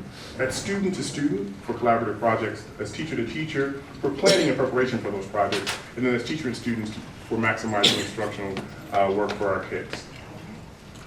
So the planning. Members of cabinet have met with IT on several occasions to plan for this, and our focus, as I said, is educating three constituencies in this work: our teachers, our parents, and our students. So first, our teachers. Teacher training will begin this June for the students at Southfield A&T, the teachers at Southfield A&T who will be teaching our ninth grade academy. So they'll be trained beginning in June to integrate that technology and those Chromebooks into the classroom daily. And then branching out from that in August, there will be training for our teachers at UHSA as well as Southfield Regional for the use of this technology for our ninth grade students. And we will be discussing expectations, best practices for using the devices, and really sort of getting into what does it mean to be a good digital citizen. Then throughout the year next year, the IT department will continue to train our SPS ninth grade teachers across the district with regard to integrating the technology to make sure that they're being used the way that our money's being well spent. Parent commitment. So this is the part that we really, really, really want to dig deeply on and to really partner with our parents regarding this work. So in August and September, our ninth grade student parents will be required to attend an orientation to this rollout. Every parent of a child who receives a computer will be required to attend an orientation where we will discuss the acceptable use policy in the district. That means the technology and how we use technology, and how parents can actually educationally help their students in supporting them in using this technology in an educational way, not just for social media, but rather for increased academic learning.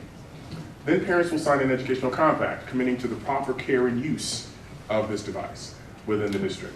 And then parents will be required to sign a contract and pay a $20 use fee, which will serve as our own insurance, so that we can actually repair and replace units as they become broken or not used well in the district. So that is a non-negotiable. We really do want to make sure that we have the ability, when these devices break down, to actually repair them and replace them for our students, because we do know that if our kids are not able to use these or don't have access to this, then there's an educational gap that our kids will actually face. And so we really do want to make sure that we are equipped to make sure that we are able to replace and repair the equipment as needed. Then the student rollout. So if you can just think about this as the first 3 weeks of September will be educational for kids. We will be educating them about digital citizenship. What does it mean to be a good digital citizen utilizing the Chromebook? They will complete and understand what a student contract is. What does it really mean? Not just simply signing a piece of paper and really just getting the unit, but they will be gone through, the contract will be gone through by the teacher ad nauseum so that they understand what their responsibilities are for this particular piece of equipment. Because it will be a part of their textbook, like a textbook for them. They will be able to access their textbooks. They will be able to access the work that they do. So this is really critical that our kids understand what does it mean to use and own and be responsible for this. And then they will be completing a self-reflection survey to help us understand, number one, where they were when we gave them the Chromebook and the educational process, and where they're growing to in their understanding of technology and its use.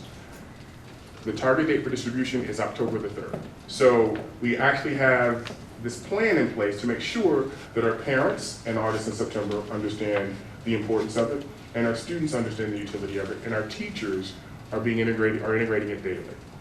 So this is the goal, that our students will be expected to bring those devices every day, fully charged and ready for use. It's like a textbook. Structured check-ins for our kids will be actually in the plan. So that means that students will have to turn those devices in at a certain point, where they will be cleaned and cleansed, and student accountability for the condition of the units. Our goal really is to make sure that our students, again, treat this with respect, because in 4 years it will be their device. And so the goal is for them to actually have a unit that they will be able to take with them to the next level. Southfield students, one big thing that we have loved about this conversation is that it also gives our kids who are in the district that are older an opportunity to intern with IT, because our own students will be trained by IT as an externship place in a co-op program to repair and to actually cleanse and to really service these computer units. And so it really is kind of an amazing way that we are actually able to really get into another realm, which is career readiness for our youngsters. Note that the device can be disabled at any point remotely by IT. So that means that any student who may have thought that they could actually sell it or leave it alone somewhere, it can be remotely disabled and therefore will be without utility. And so that's a check that we actually have. And if it's also being used improperly, it can be disabled and turned in as well. So we do have a lot of checks. And technology has really evolved in a way that will allow us to have all these checks, but also to allow our students to actually have the ability to use these in a way that will educationally improve their life.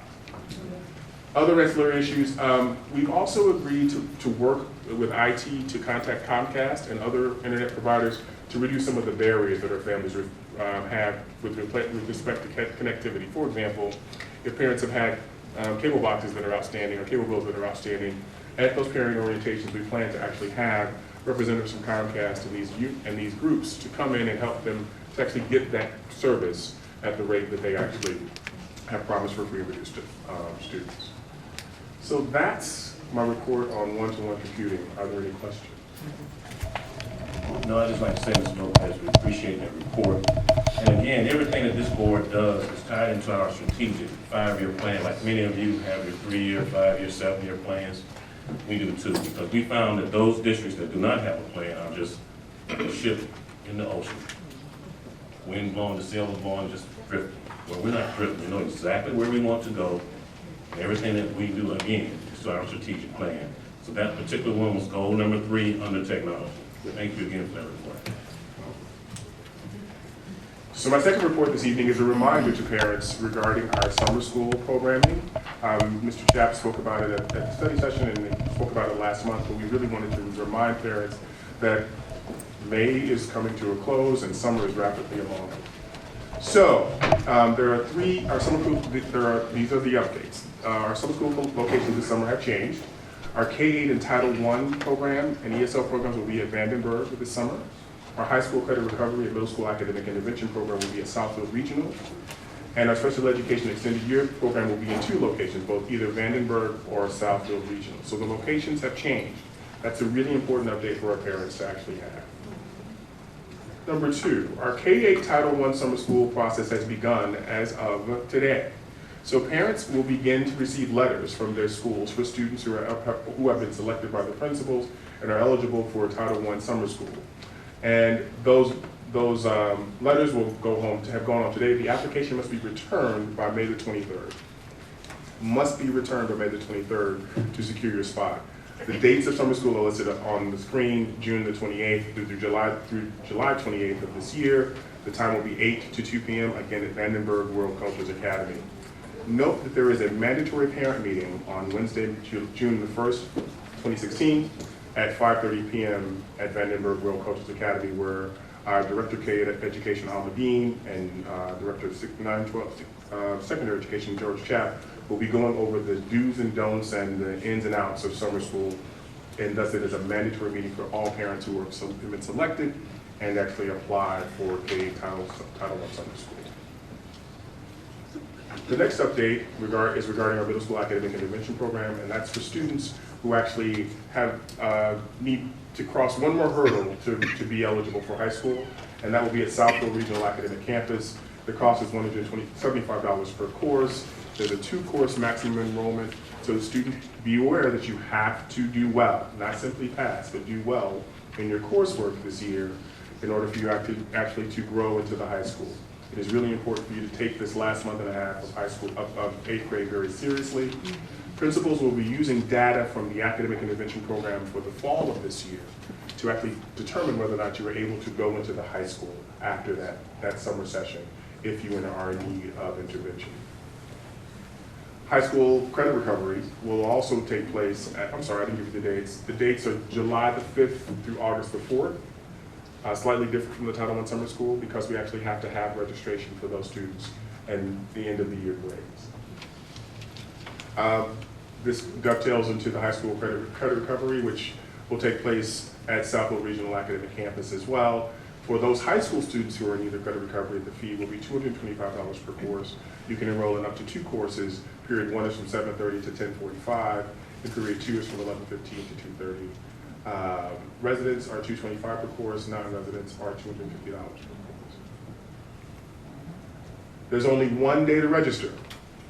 And so that's why we really do need to make sure that we repeat this over and over again. And that will be Wednesday, June the 29th from 10 a.m. to 6 p.m. at Michigan First Credit Union on Evergreen and 696. And that is for the middle school academic program and the high school summer school program. Note the difference. For Title I, it is an invitation from the school's principal, and an application is due on May the 23rd. This is after grades have been posted. Students will receive, will be notified whether or not they need to make up credits in grade 8, 9, 10, and 11, and they will then be eligible to register on this date, June the 29th, from 10 a.m. to 6 p.m. And if you have any questions, you can call our hotline at 248-746-4326, or look at the Southfield website and see news section. Are there any questions? No, but once again, in tune to our strategic plan, that's goal number 2, which is under instructions, provide instructional programs to increase student achievement and engagement, and also goal number 4, supporting buildings and classrooms. Anything that we can do to close the achievement gap, to move our students forward, provide them with assistance, we will do. Thanks again for what we will. In my third and final report today, I have a lot of airtime tonight. Oh goodness! But this is also an announcement. Yes. About the last slide. Yes. I really appreciate the fact that we provide a method to, like Trustee Williams said, to catch up. But I want it to be known and to be really clear that we don't just pass kids. And you need to get it together, little student in Southfield Public Schools. If you are at risk of not being able to move forward, we are not going to pass you. All of the apples and the cookies and all of that stuff to the teachers and principals will not suffice. So I'm just happy because we hear that in the community. They're like, well, they just passed them anyway. No, not in Southfield. So I didn't want that to be glazed over. I appreciate you sharing that and stating that. And I will also reiterate for the community and the board that as we move into the fall of 2016-17, we will have a brand new high school that will have a brand new accountability measure. Meaning that our children going in as 9th graders will have a clean slate, and they will be able to really demonstrate for us and for themselves the high capability and the excellence that we know our children can truly demonstrate, and I'm looking forward to that opportunity. So that also just complements what you said and what we're trying to do. So my third report this evening is an announcement as well. The K-12 University campus that will actually be at Southfield later in Bussey, the logistics update and the daily schedule.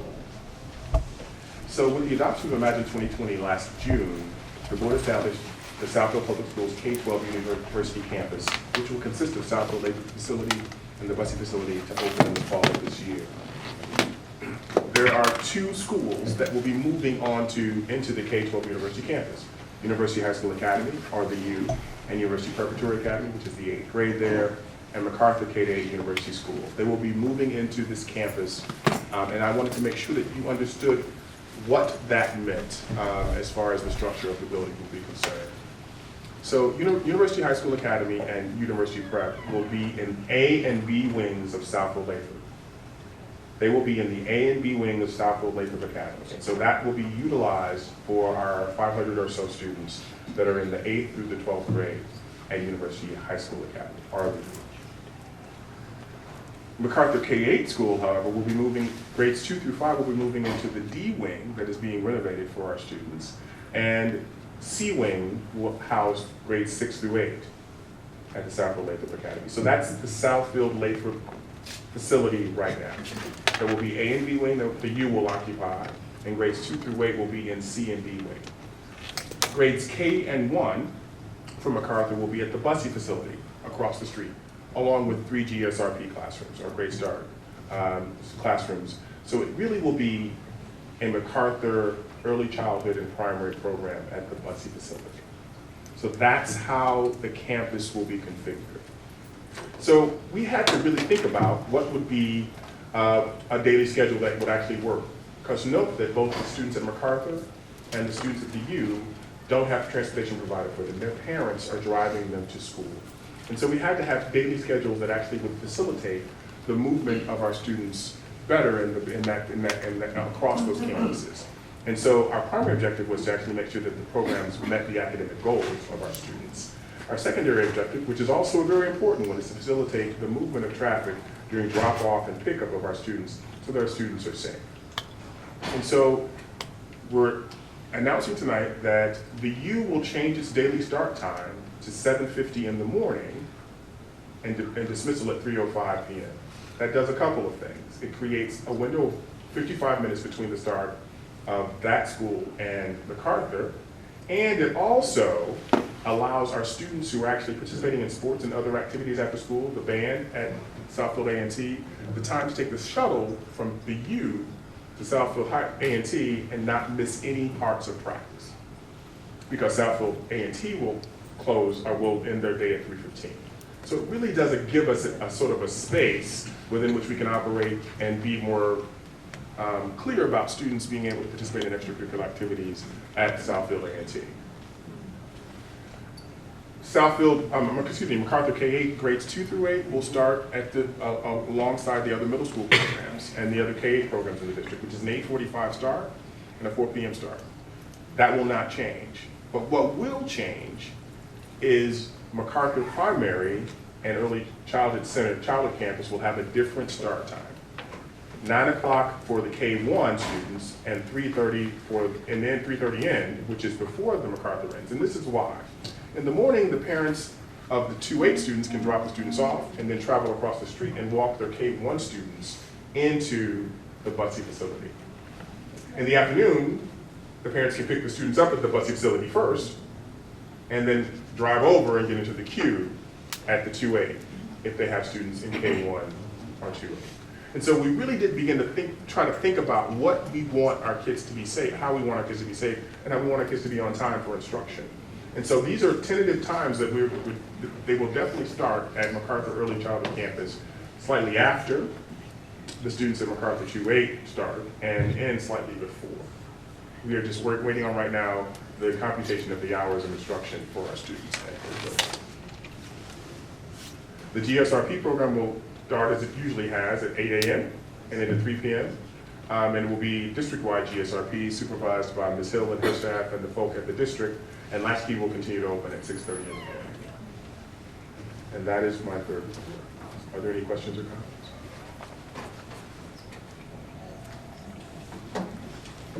Thank you, Mr. Lopez.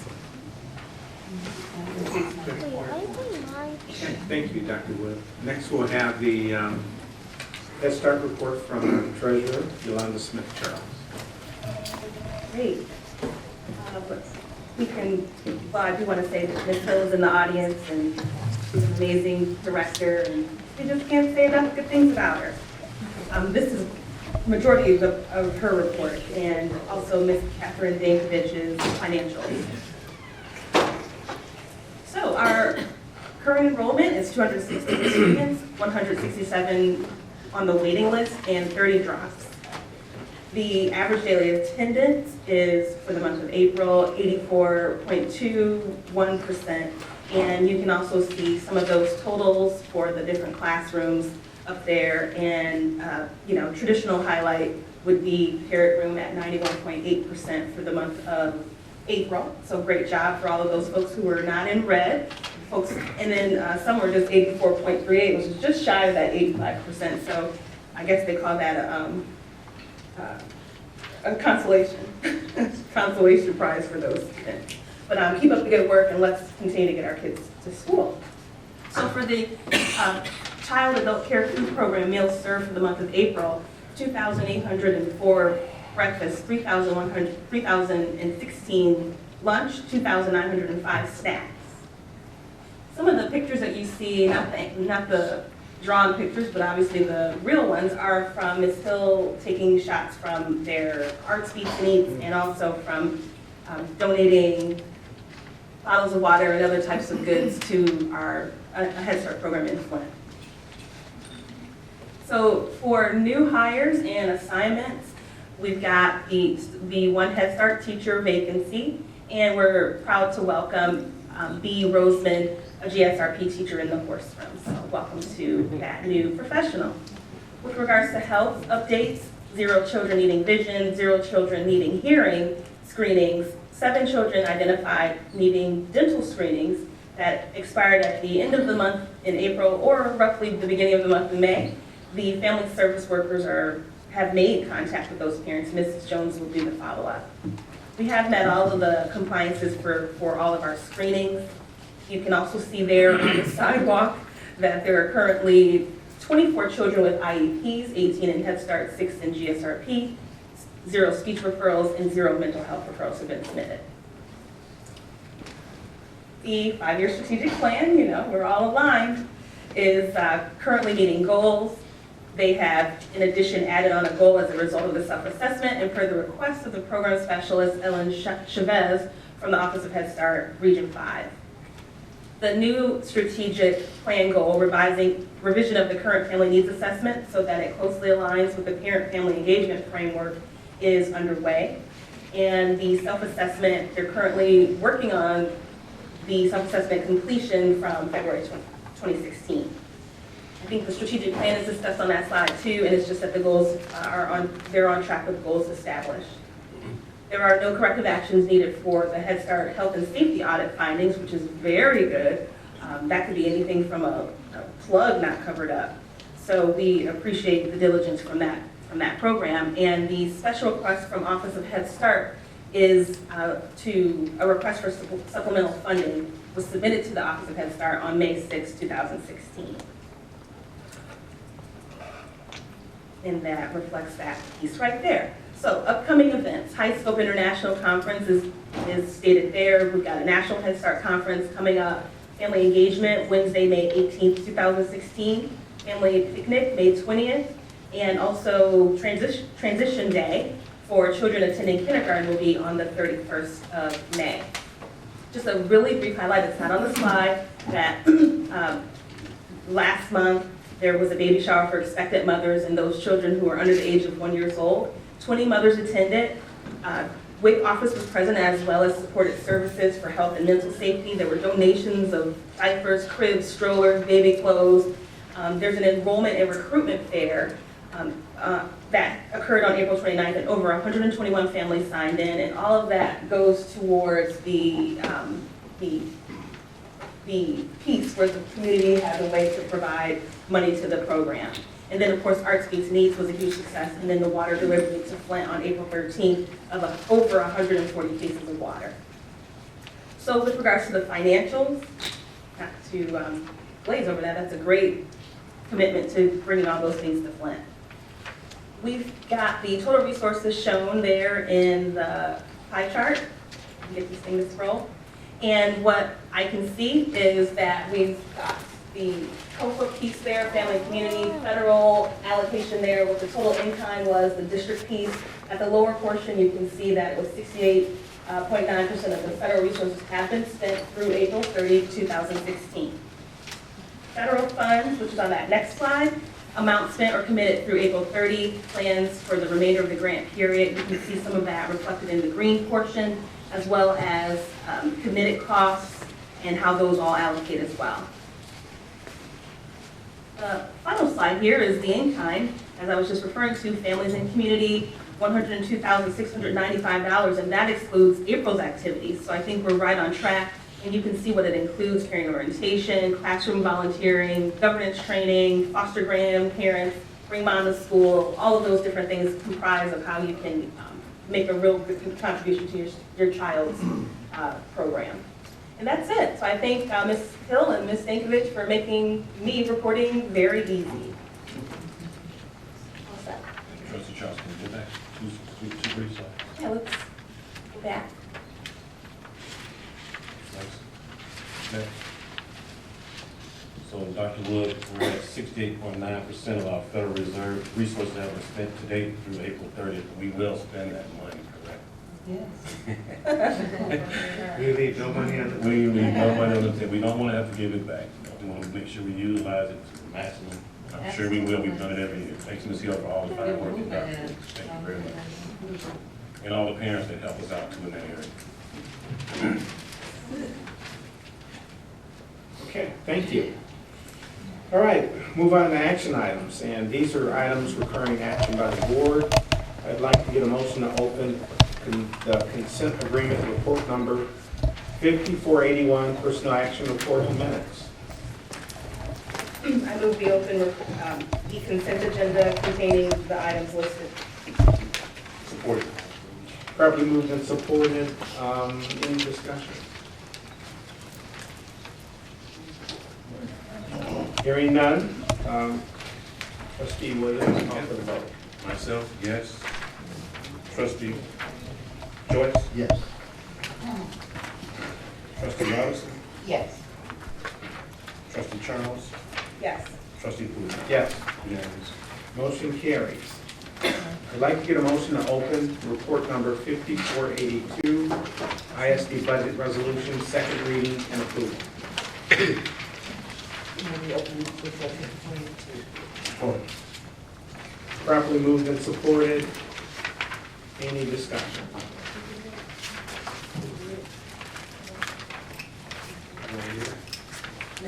Second reading. It's up to you.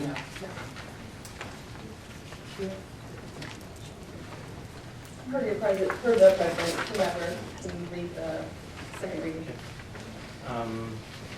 Trustee Charles? Okay.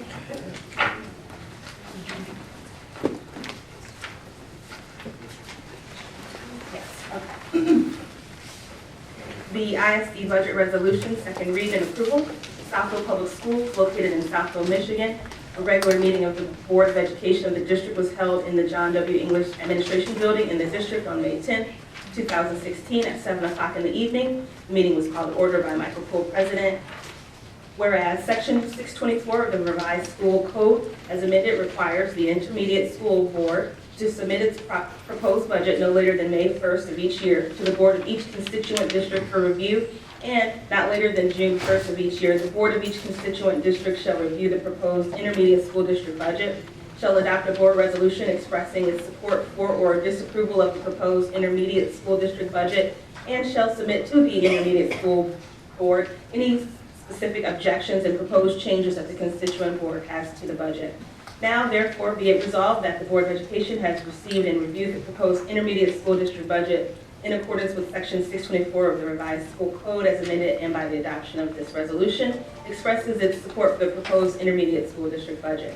The Secretary of the Board of Education in his or her designation shall forward a copy of this resolution to the ISD board or its superintendent no later than the 1st of June. All resolutions insofar as they conflict with the resolution B and the same are hereby rescinded. Thank you. Any questions, concerns, discussion? Hearing none. Trustee Williams, call for the vote. Trustee Joyce? Yes. Myself, yes. Trustee Robinson? Yes. Trustee Charles? Yes. Mr. President? Yes. Unanimous. Motion carries. I'd like a motion to open report number 5483, moving cost. Move that we open report 5483, the moving cost of 2020. Properly moved and supported. Any discussion? Any questions? Hearing none. Trustee Williams, call for the vote.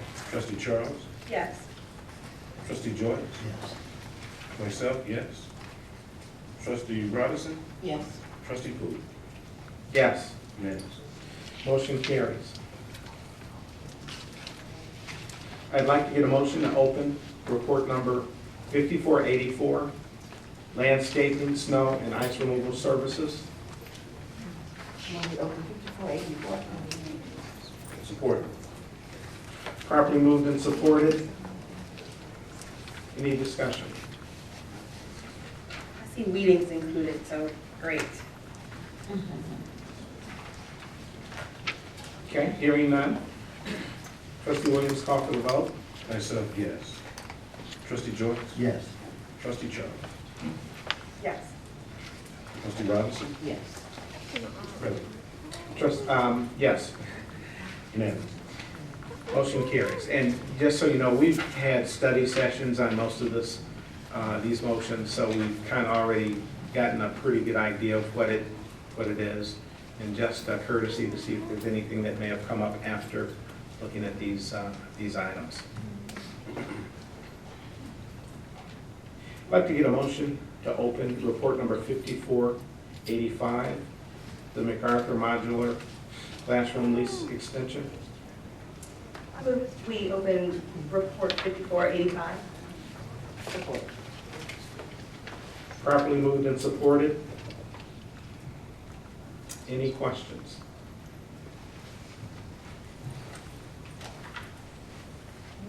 Trustee Williams, call for the vote. Myself, yes. Trustee Robinson? Yes. Trustee Joyce? Yes. Trustee Charles? Yes. Mr. President? Yes. Unanimous. Motion carries.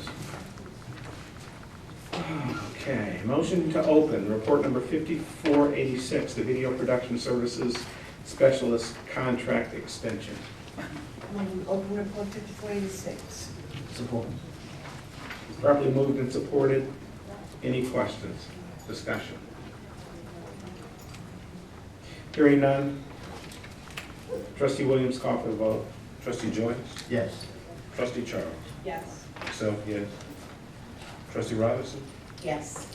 Mr. President? Yes. Unanimous. Motion carries. I'd like to get a motion to open report number 5487, the KU Champions LLC contract. Move to open 5487. Support. Properly moved and supported. Any discussion? I'll say for the record, Trustee Smith complimented KU champions at our study session on just the willingness to listen to parents and the checks and balances they put in place to help parents not have to spend money on days where they haven't had to use Yeah, they have been extremely supportive, and they look to go out of the way. They take suggestions from parents, and they try to remain flexible. And that's really big, because when I was in the district with young children, you didn't get that. Your child might wind up at the police station if you didn't show up on time, with a hefty fine to pick them up too. I paid as much as $50 just to get my child back. Miss King didn't mess around. All right, any other discussion? Okay, hearing none. Trustee Williams, call for the vote. Myself, yes. Trustee Robinson? Yes. Trustee Joyce? Yes. Trustee Charles? Yes. Mr. President? Yes. Unanimous. Motion carries. I'd like to get a motion to open report number 5488, the Head Start Interagency Agreement. Want me to open report 5488? Support. Properly moved and supported. Any discussion? Hearing none. Trustee Williams, call for the vote. Trustee Charles. Yes. Trustee Robinson. Yes. Trustee Joyce. Yes. Myself, yes. Mr. President. Yes. Unanimous. Motion carries. Okay, motion to open report number 5489, the professional architectural services and fee approval. I move we open report 5489. Properly moved and supported. Any discussion? Hearing none. Trustee Williams, call for the vote. Myself, yes. Trustee Robinson. Yes. Trustee Joyce. Yes. Trustee Charles. Yes. Mr. President. Yes. Unanimous. Motion carries. Informational items. These are items that do not require board action. Report number 5490, resolution in support of the Senate version of the third grade reading bill, first reading. Report number 5491, the new and revised policies, first reading. Report number 5492, the purchasing report. And bill summary, number 80307.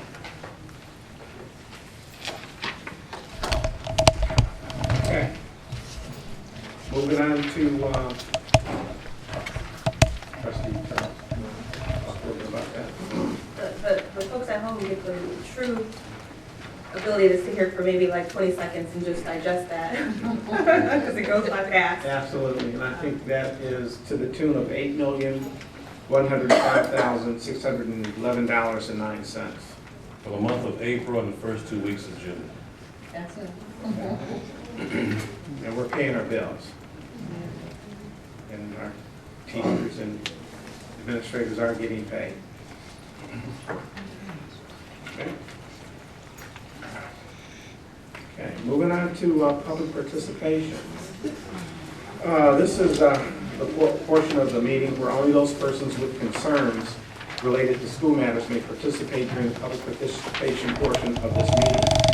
Comments are limited to 3 minutes. The board will listen to comments but may not respond during the meeting. Comments may be referred to an administrator or the superintendent to follow up. As a matter of fairness, speakers with complaints against individuals are asked not to mention persons by name. Complaints concerning an employee should be brought to the attention of school principals or other administrators before coming to the board. Your cooperation is appreciated. First would be Mr. Shamim Islam. Mr. Islam, state your name and address and your question or comment. Sure. Actually, let me start at the beginning. Shamim Islam, 20876 Maida Avenue, Southfield, Michigan.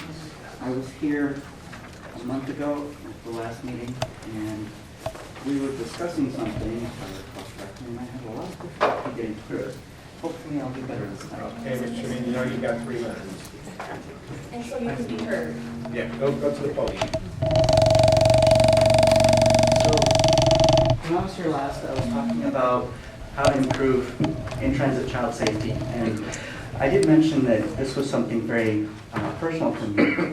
What I didn't get a chance to tell you all is that during the course of, not 2015, but I think it was 2013, 2014, my kids were taking a bus from our home to Bracelet Early, and they were regularly beaten.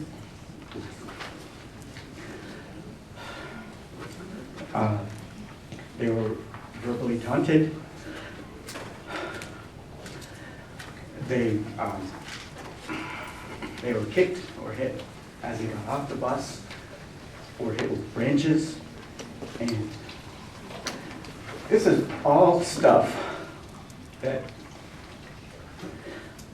we didn't have the tools to manage, to control, or prevent. Now, I'm not going to read this first page because this is too hard for me. But essentially, the current state is that we are pretty much helpless when it comes to maintaining in-transit child safety. Sure, we have school buses that are very safe. We have teachers that take care of intake, but it's all that time in between and the inability for us to communicate effectively with parents and teachers and administration. And what you have in your hands is my platform to eliminate this problem over time, effectively giving parents, school administrators, transportation administrators, and even students the ability to report incidents as they happen, provide a clear channel that's not congested with things like marketing and spam, and not using a medium such as email, which I don't know if anyone knows, it's very unreliable. It actually has a 4-hour delay before it'll tell you it failed, and it has 5 days to try to repeat sending. Whereas these things need to happen within minutes. And that's what you're seeing in your hands now. We have the ability to stop being helpless. I have a platform I've developed that runs on iPhone, Android, desktop, Windows Phone, and it's called the Pajama Day.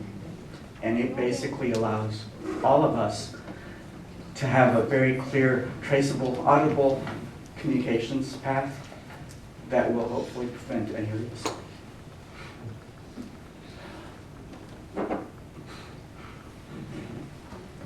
Thank you.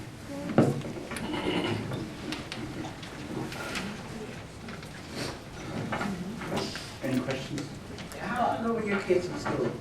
What's that? How long ago was your?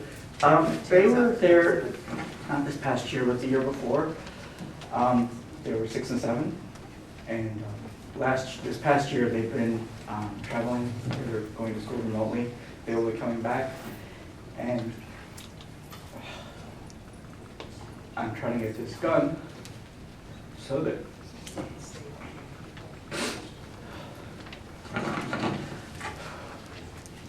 when they get back, they don't have to go through the same thing again. Certainly. I will just share a few words and we'll move on. I don't want any child bullied or harassed. And as you can see, one of the policies that we have for our board to review is related to bullying. As we continue to look and to review what we currently have in place and how we can enhance that. I will also share that I did not know until you just shared that your children were harassed on their way to and from school. You and I sat down and met briefly recently, and one of the things that you shared with me is that what you were sharing needed to be confidential related to your device. That is no longer true. That is no longer true? Yes, the patent has been filed, the copyright has been filed, all of that is taken care of. So that the board understands, well, I will share with the board at a later time, but thank you for that update. Okay. So I guess the next question is, what is the next step? You will contact one of my assistants and we can schedule a meeting. Okay, thank you. Thank you. Next will be Mr. Dial.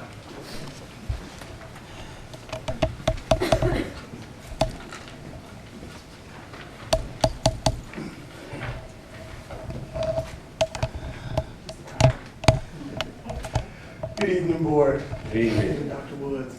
I come to you this evening to talk about the principal selection for Adler. The rumor mill has shown that there's been a selection, there's been a choice made. And I've come to discuss that choice and see if there's any options that we, the parents, have to maybe give another option. My daughter, who's sitting back there now, originally went to Brace. I had a couple of conversations with the principal at Brace at that time, and I moved my daughter to Adler from those conversations. And it seems like we might end up getting that principal back at Adler. I'm not happy about it, but I'm doing a real good job of holding it back because I'm as upset as I can be on this at this moment. Well, on this podium. You know, come to a lot of these meetings. I understand I got a hard job to do. I understand I have to put people where they can fit. But this one right here doesn't sit well with me. I wanted to talk to you ahead of time, Dr. Wood, before you made the decision. I was hoping to. And of course, I see that didn't get a chance to happen. And I'm not saying this at the point where this cannot be changed or anything, but what I'm hearing is that, you know, that they've already been a choice. And I want to openly state to the board that I'm not for that choice. And for some personal reasons, which you can hear the little whine in my voice, and also some reasons of Adler itself. You know, we're a family, and true, our previous principal wasn't the best, but he was ours. He worked really well with us, and the person who's been, we hear has been chosen, has other issues that would not work well with our family, which we feel, and her history kind of dictates. So I want to come publicly and state that. I'm not going to get into, of course, blasphemy and names and all that fun stuff. But I would still like to get a chance to talk to you. And I remember the last meeting I said that our PTA meeting was this coming Monday, and you were correct, it is the 23rd. If it's a chance where we can still talk about this before it's set in stone, I would really like to have that chance. I will share that I will be at your PTA meeting. Okay. Thank you. Tanya Shellman. Good evening, Dr. Wood, board members, cabinet members. I would like to introduce myself. I am Also give us your address, Tim. I'm sorry, 17492. Where do I live? 17492 Kingsbrook Circle, Clinton Township. I just moved. I'm sorry, apartment 204. In 1995, I am an SPS employee with the Southfield Michigan Educational Support Personnel Association, and I just want to know today, do you value me? In 1995, I moved to Southfield, actively searching for a safe environment for my son, who was 6 years old at the time. I was born and raised in Flint, and I knew I didn't want to raise my son there. I concluded Southfield Public Schools was the best fit for him, and fortunately, by God's grace, I was hired into SPS as a paraprofessional in 1997. Of course, this was an ideal job for me, considering my son and I would share the same hours of school and work. My son, Andre Risen Jr., remained a Southfield student until he graduated from Lathrop in 2006. We were residents of Southfield for 15 years. Since I hired in, I've worked at Thompson, Shanos, Lathrop, and the Next Step program where I currently work. I am the vice president of my union, MESTA, and I sit on the bargaining team. What most of you don't know about me is I've been a student council advisor, mentor, sat on several committees for various educational as well as recreational programs throughout the years.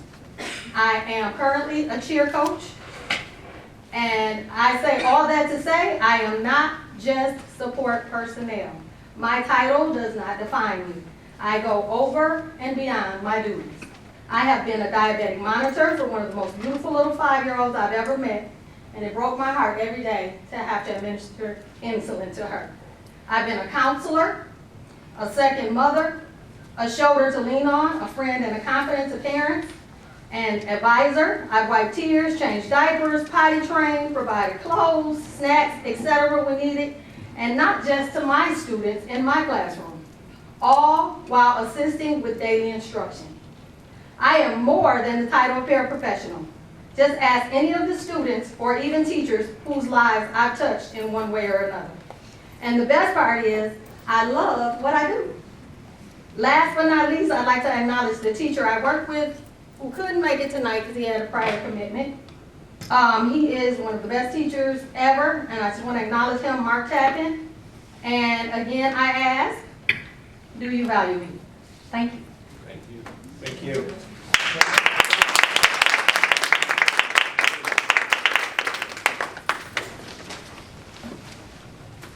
Andrea Powell. Good evening, Dr. Wood, board members, members of the audience. I'm Andrea Powell, 19555 Nadal Drive, Southfield, Michigan.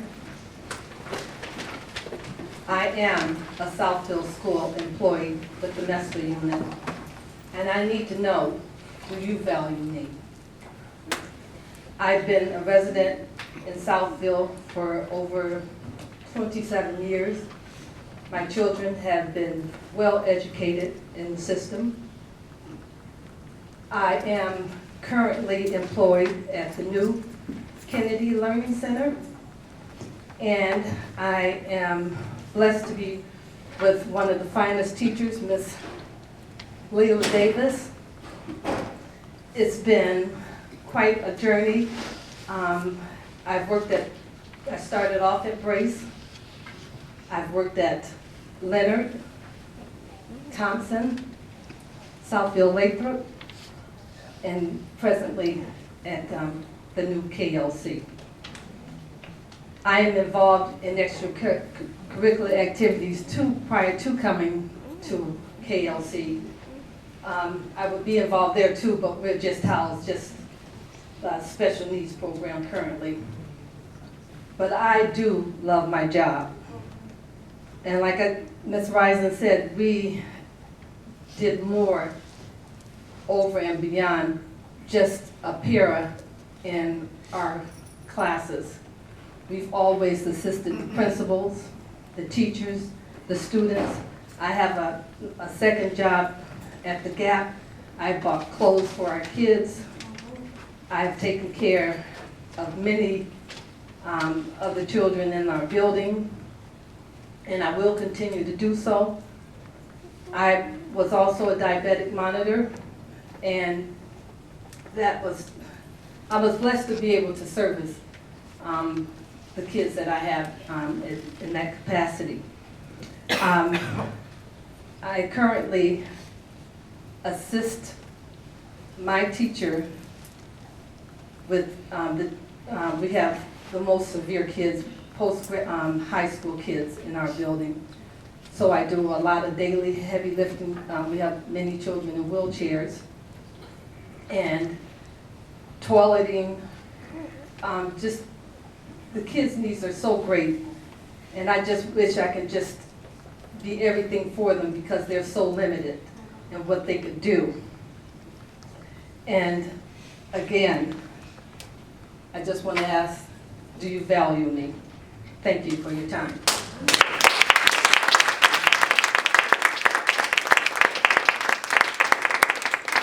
Thank you, Ms. Powell. Lori Stewart.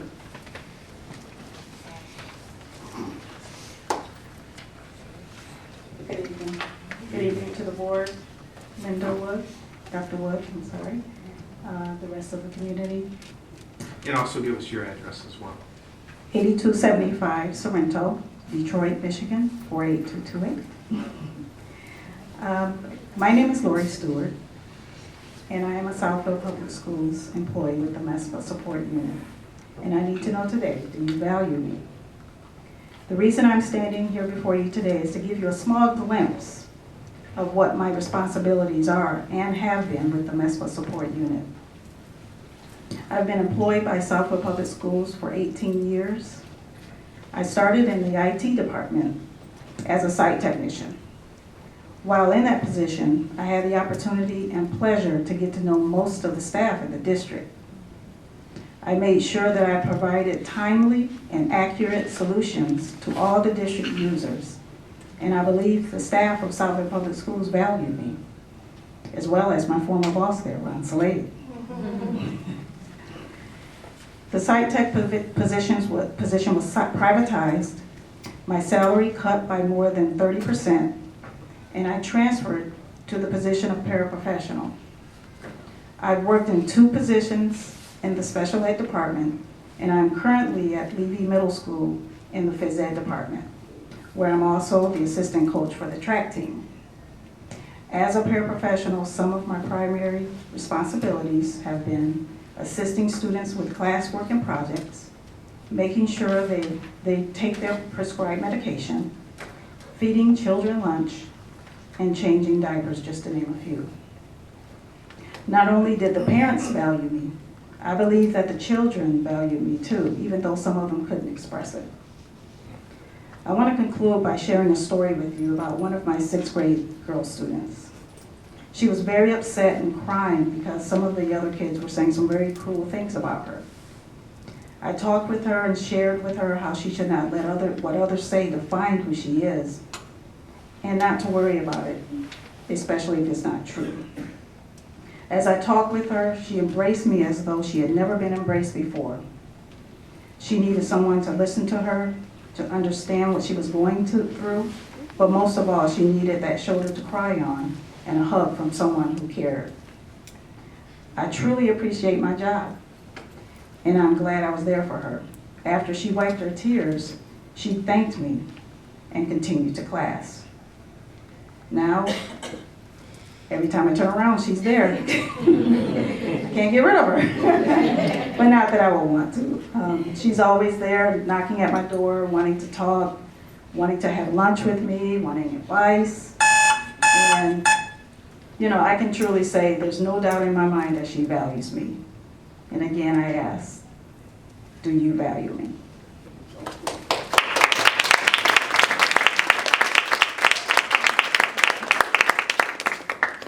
Thank you, Ms. Stewart. Amar Tillman.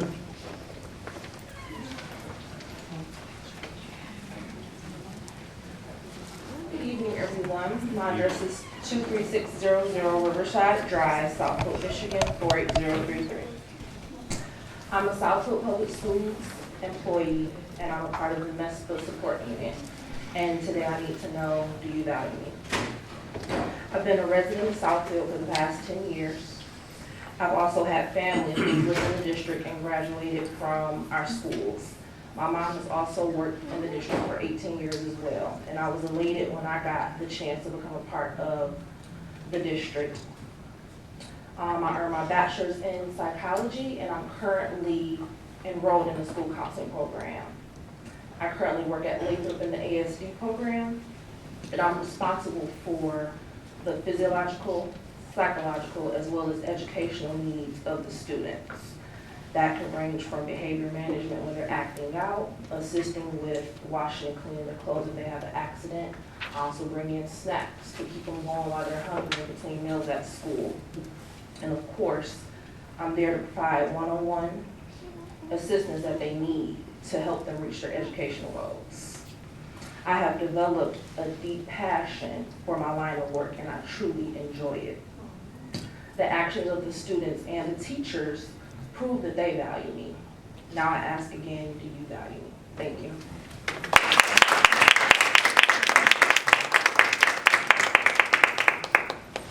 Thank you, Ms. Tillman. Thank you. Jaquita Brown. Jaquita Brown. Jaquita, give us the correct pronunciation. Jaquita. That's correct. All right. Thank you. Good evening, Dr. Linda Woods and to the staff. Good evening. I am a Southfield Public Schools employee with the MESPA support unit, and I need to know today, do you value me? I'm a resident of Southfield, Michigan. I have 2 children that are enrolled in the Southfield school system, where I volunteer and give my help to the teachers as well as the students, because I value my children's education as well as their teachers. I work at Southfield Lathrop High School in the ASD room, and it is extremely evident the undeniable passion that we, the MESPA unit, have for our job, serving our students and the community. Our everyday commitment shows forth our endless, immeasurable, and structure-holding support for our teachers, parents, and the students. It takes a peculiar kind of person to devote time, attend to, and provide service for our particular population and their needs that extend far beyond the norm, such as getting hot breakfast in the morning, preparing 8 different schedules that vary Monday through Friday, changing depends or diapers, one-on-one trainings, educational sessions ranging from teaching them their ABCs to fractions, assisting them with basic motor skills for improvement, modifying worksheets for every page in every subject area for the continual advancement of our students, washing clothes, teaching them hygiene techniques, sanitizing workstations to provide a clean environment, breaking down and setting up educational manipulatives for the advancement of our students' abilities, walking hand in hand to ensure and provide comfort for our students in their time of need, calming a storm before an attack, and modifying mainstream classes such as visual aids so that our students can feel a part of the everyday school life. And that's just to name a few of the things, of the duties that we are responsible for every day. If you would like to see a copy of our duties, that can be made available via email at a later date. I have been in the educational professional world for over 10 years. I also recently received my master in educational leadership. I left an administration position because my passion went another direction. And when I began this job, I had no clue that I would have such a love and a passion for what I'm doing right now. Therefore, I'm now pursuing a certification in the ABA, which is Applied Behavioral Analysis, which is another support system for autism, for our autistic students. I love and appreciate my job and my team. We work very well together. We are a team functioning as one body. And when one part of the body aches, the whole body feels the pressure, the added pressure. We all need the students in order to function as a school. We need each other to function as a school. So my question is for you, do you value me as I value you?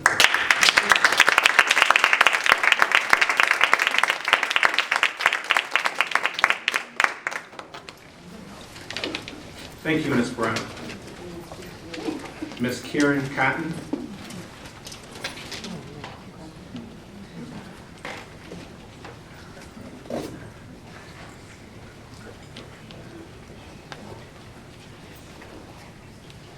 Good evening, everyone.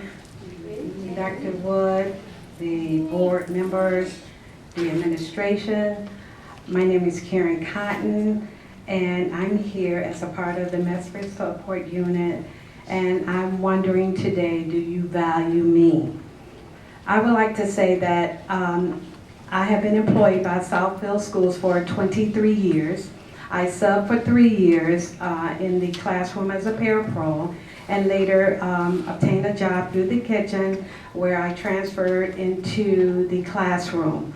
Upon this, I live now in South Lyon, Michigan, but I lived in Southfield for over 20 years.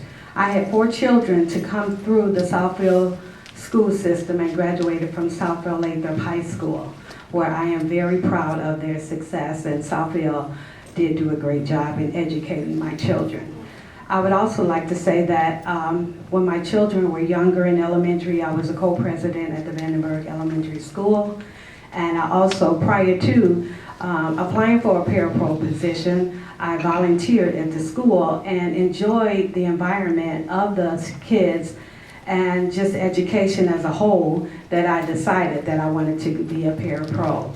I would like to say I'm currently at Southfield High School in the counseling center. Attendance manager is my job title at this time. And I would like to say I not only record the attendance and the subs and data and work with Miss Ali with the count day and everything.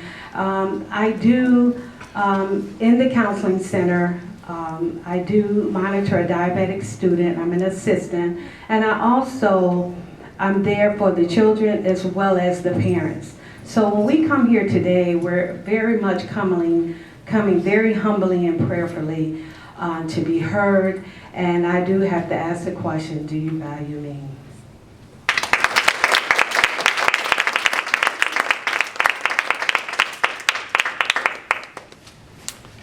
Thank you. Next is Christine Reynolds.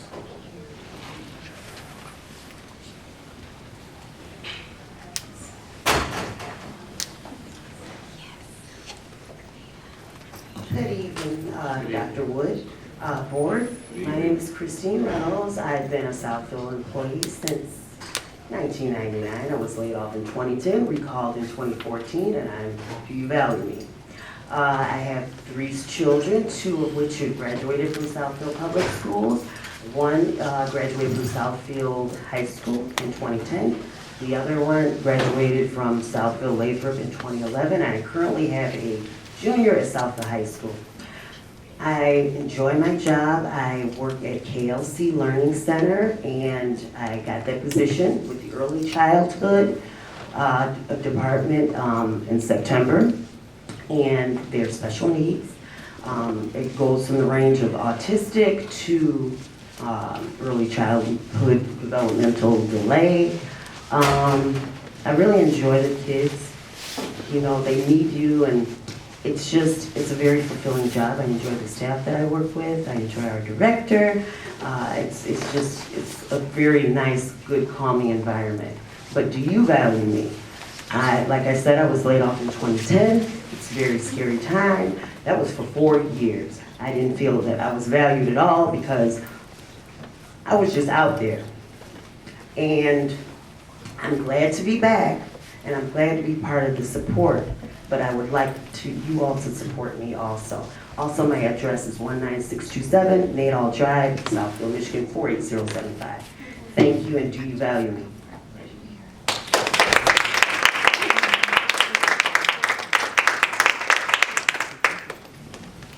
Thank you. Next will be Dolores Jones.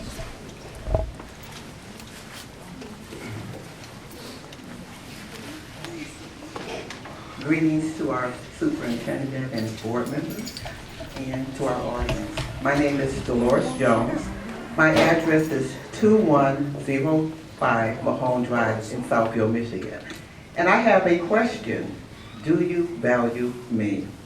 I am part of the MESPA union, and I just have briefly 3 minutes to tell you my story, how I became a part of a paraprofessional or a para-educator. In 1996, I was actually an adjunct instructor at Wayne State University. If you Google Dolores Jones, Wayne State University, you will see the other life that I lived. It's all right there. Just go home and Google it. In 1996, my husband died, and I was teaching at the university, and was a very different person than what I am today. My youngest daughter kind of took things, his death, a little harder than I think my older daughter and I did. We were all grieving, but some kind of way we were able to just say, we just have to keep going. This is a part of life. We are not going under, we're not going to be part of the statistic. We're not going to be in poverty, yada, yada, yada. My daughter started acting out in school, and I just made a decision. I do not want to be one of those other statistics, and she's 40 years old, saying, well, I'm dysfunctional because my dad died and the world didn't stop for me. So what I did, I pulled back from the university, and my mentor at a university, the way you move up is not with certifications. Your mentor, your college professor, you ride their coattails, and then that's how you move up to your glory. That's how you get into the teaching position. But anyway, so I pulled back from that, and I said I'm going to put my children first. But it was like, okay, now what can I do? All I know how to do is teach. I'm not certified. So I subbed, and I with Dr. Hentrell. I'm telling you, I had a blast. As Stephen said, with Dr. Hentrell. But anyway, I became, so I subbed for 5 years as a sub teacher. And I have to thank Dr. Hentrell because she said, you know what? And she supported me, and she said, become a para. In my ignorance, remember I said I was a different person. When she said para, I'm like, Dr. Hentrell, do you know I have a master's degree?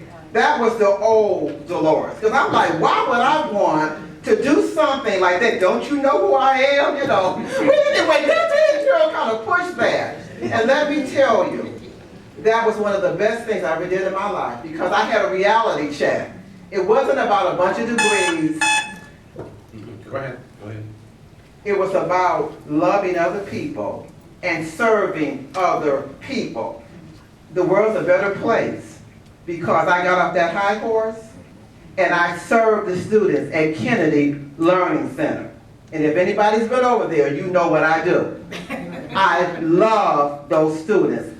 I love the teacher that I work with, Mrs. Graham. And I love Southfield Public Schools. But I have to ask, do you value me?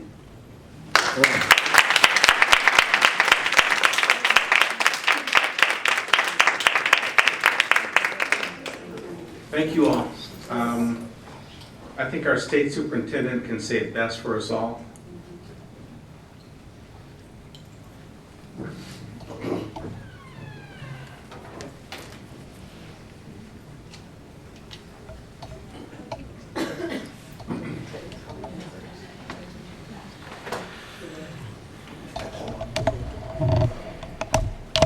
Hi, I'm State Superintendent Brian Whiston. This is National Teacher Appreciation Week, and I want to take a moment to thank all of the great teachers we have working in our Michigan schools. Teachers are tireless in their efforts to help Michigan children learn, succeed, and grow. They invest their time, their energy, and many times their own resources, all to educate children who depend on them each and every day. We all had some great teachers who made a difference in our lives, and we never forget them. So to all of you teachers out there, I want to personally say thank you. You are special, you are important, and you make a difference in everyone's lives. Thank you for your passion and your commitment to your children in your classrooms, and have a wonderful week. Ditto that.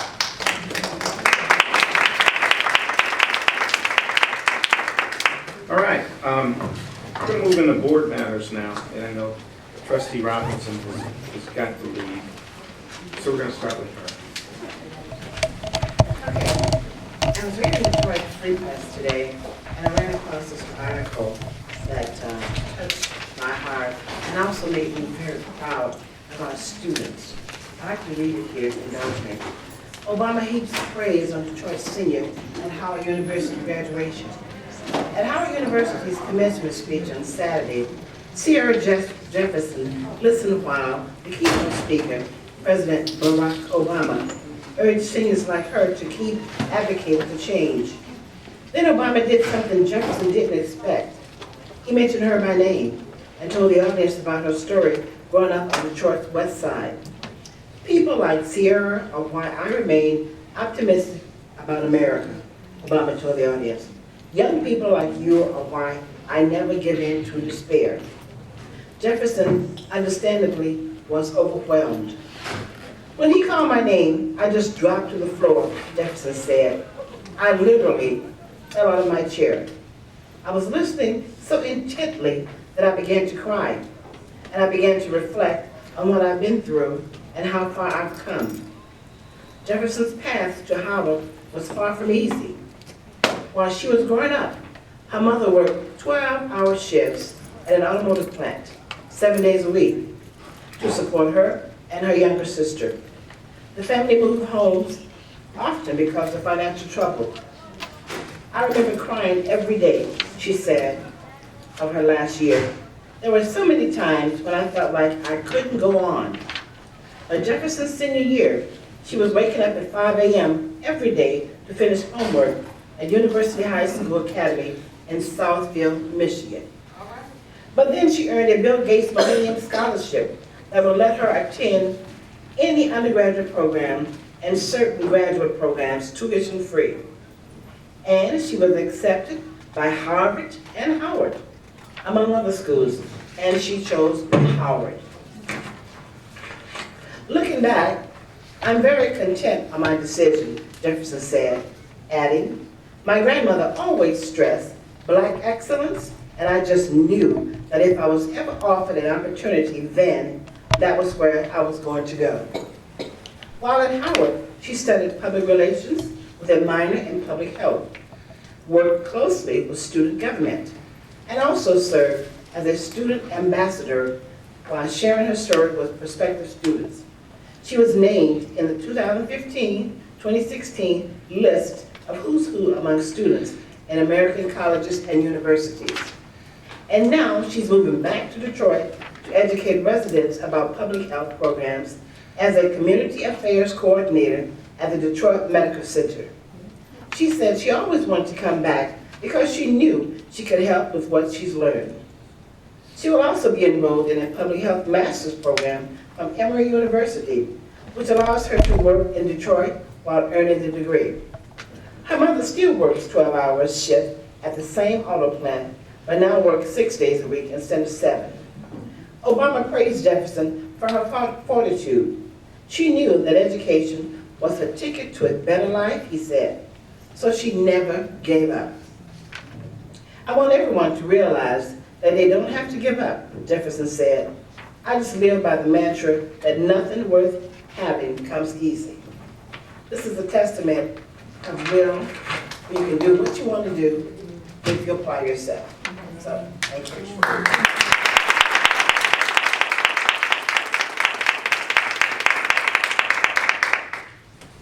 Thank you, Trustee Robinson. Trustee Joyce. Nothing at this time. Trustee Williams.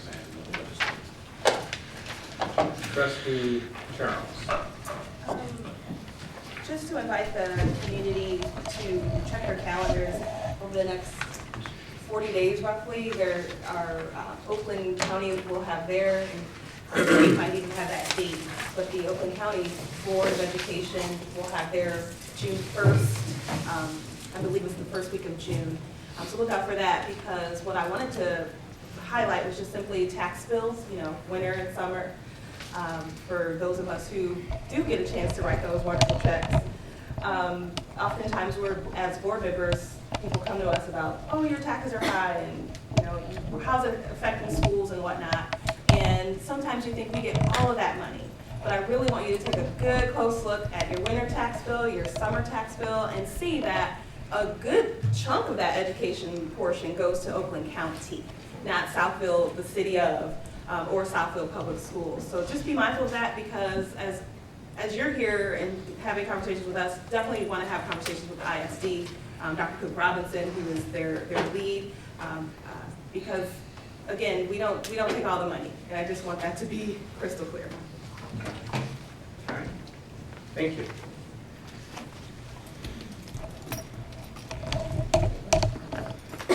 All right. Lastly,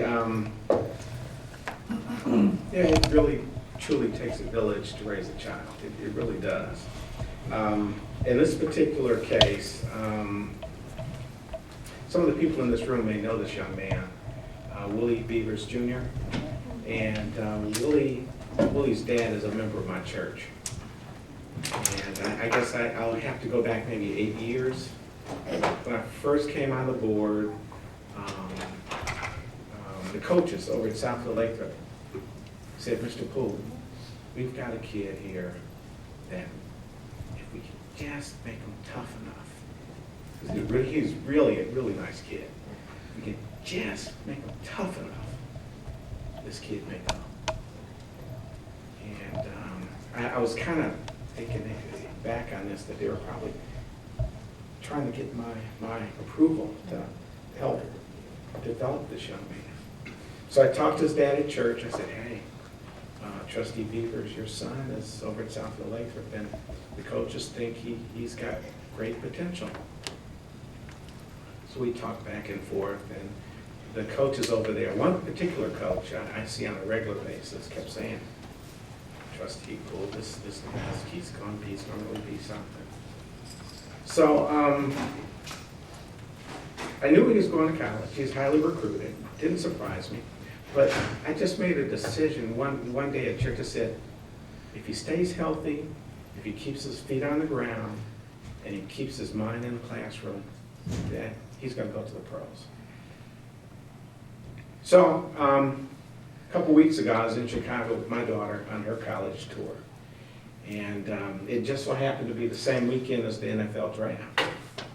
And I wasn't really paying attention at that time, but I had made it clear to his dad that when he goes, remember I told you so. Well, sure enough, they called his name. He went in the 4th round to Minnesota. The Lions spent a whole day down there with Coach Caldwell. and he went to Minnesota, the Minnesota Vikings. And over the years, I see him at church, and how you doing, things of that nature. And I always had this thing that he's at Lathrop. I know how the teachers and the administrators perform with our children. I knew he was in good hands. His parents lived and still live in the village. I've been in the village for now 25 years. His grandparents were Southfield residents, so he's been around the community for a while. But here's what they had to say. 2016 NFL draft. Willie Beavers drafted by the Minnesota Vikings in 4th round. Couldn't believe it, okay? Just deja vu. Southfield High School grad. He was highly recruited, but he chose Western Michigan University. He's a member of my church. Family lives in the village. But here's what they had to say about Willie Beavers, which I knew. I just knew. Beavers, a former 3-star recruit from Southfield, Michigan. This is Western Michigan. Broncos' first-round draft pick in 2016. That year, kicker John Potter and the wide receiver Jordan White both went in the 7th round to the Buffalo Bills, the New York Jets, respectively. This 6'4", 324-pound Willie Beavers was one of the best offensive linemen in the MAC conference during his final 3 years. As junior, Beavers started all 13 games at left tackle, and he was named All-MAC Conference second team. He was named All-First Team his senior year, which would have been this particular year here. But here's the key, helping Western Michigan University to its first bowl win in program history. So, to the Beavers family, I know you're watching. Congratulations, and remember, I told you so.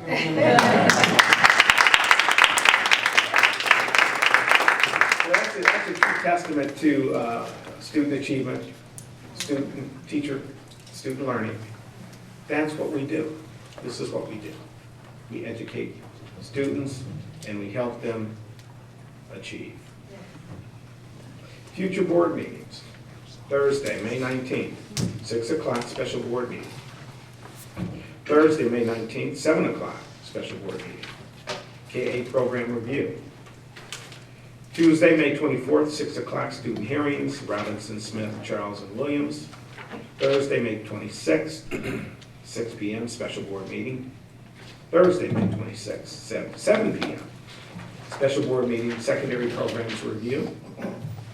Tuesday, June 7th, 6 o'clock p.m., special board meeting, budget review. Tuesday, June 14th, 6 p.m., public budget hearing. Tuesday, June 14th, 7 p.m., regular scheduled board meeting. Tuesday, June 21st, 6 o'clock, student hearings. Poole, Robinson, Lewis, and Joyce. Tuesday, June 28th, 6 o'clock, special board meeting, mid-year review. Tuesday, July 5th. Tuesday, July 4th. Okay, I just wanted to make sure, because I'll be out of the country. We'll talk about that later. That's it. With that, I'd like to get a motion to adjourn. Motion to adjourn. Properly moved and supported. The meeting of the Southfield Board of Education is now adjourned.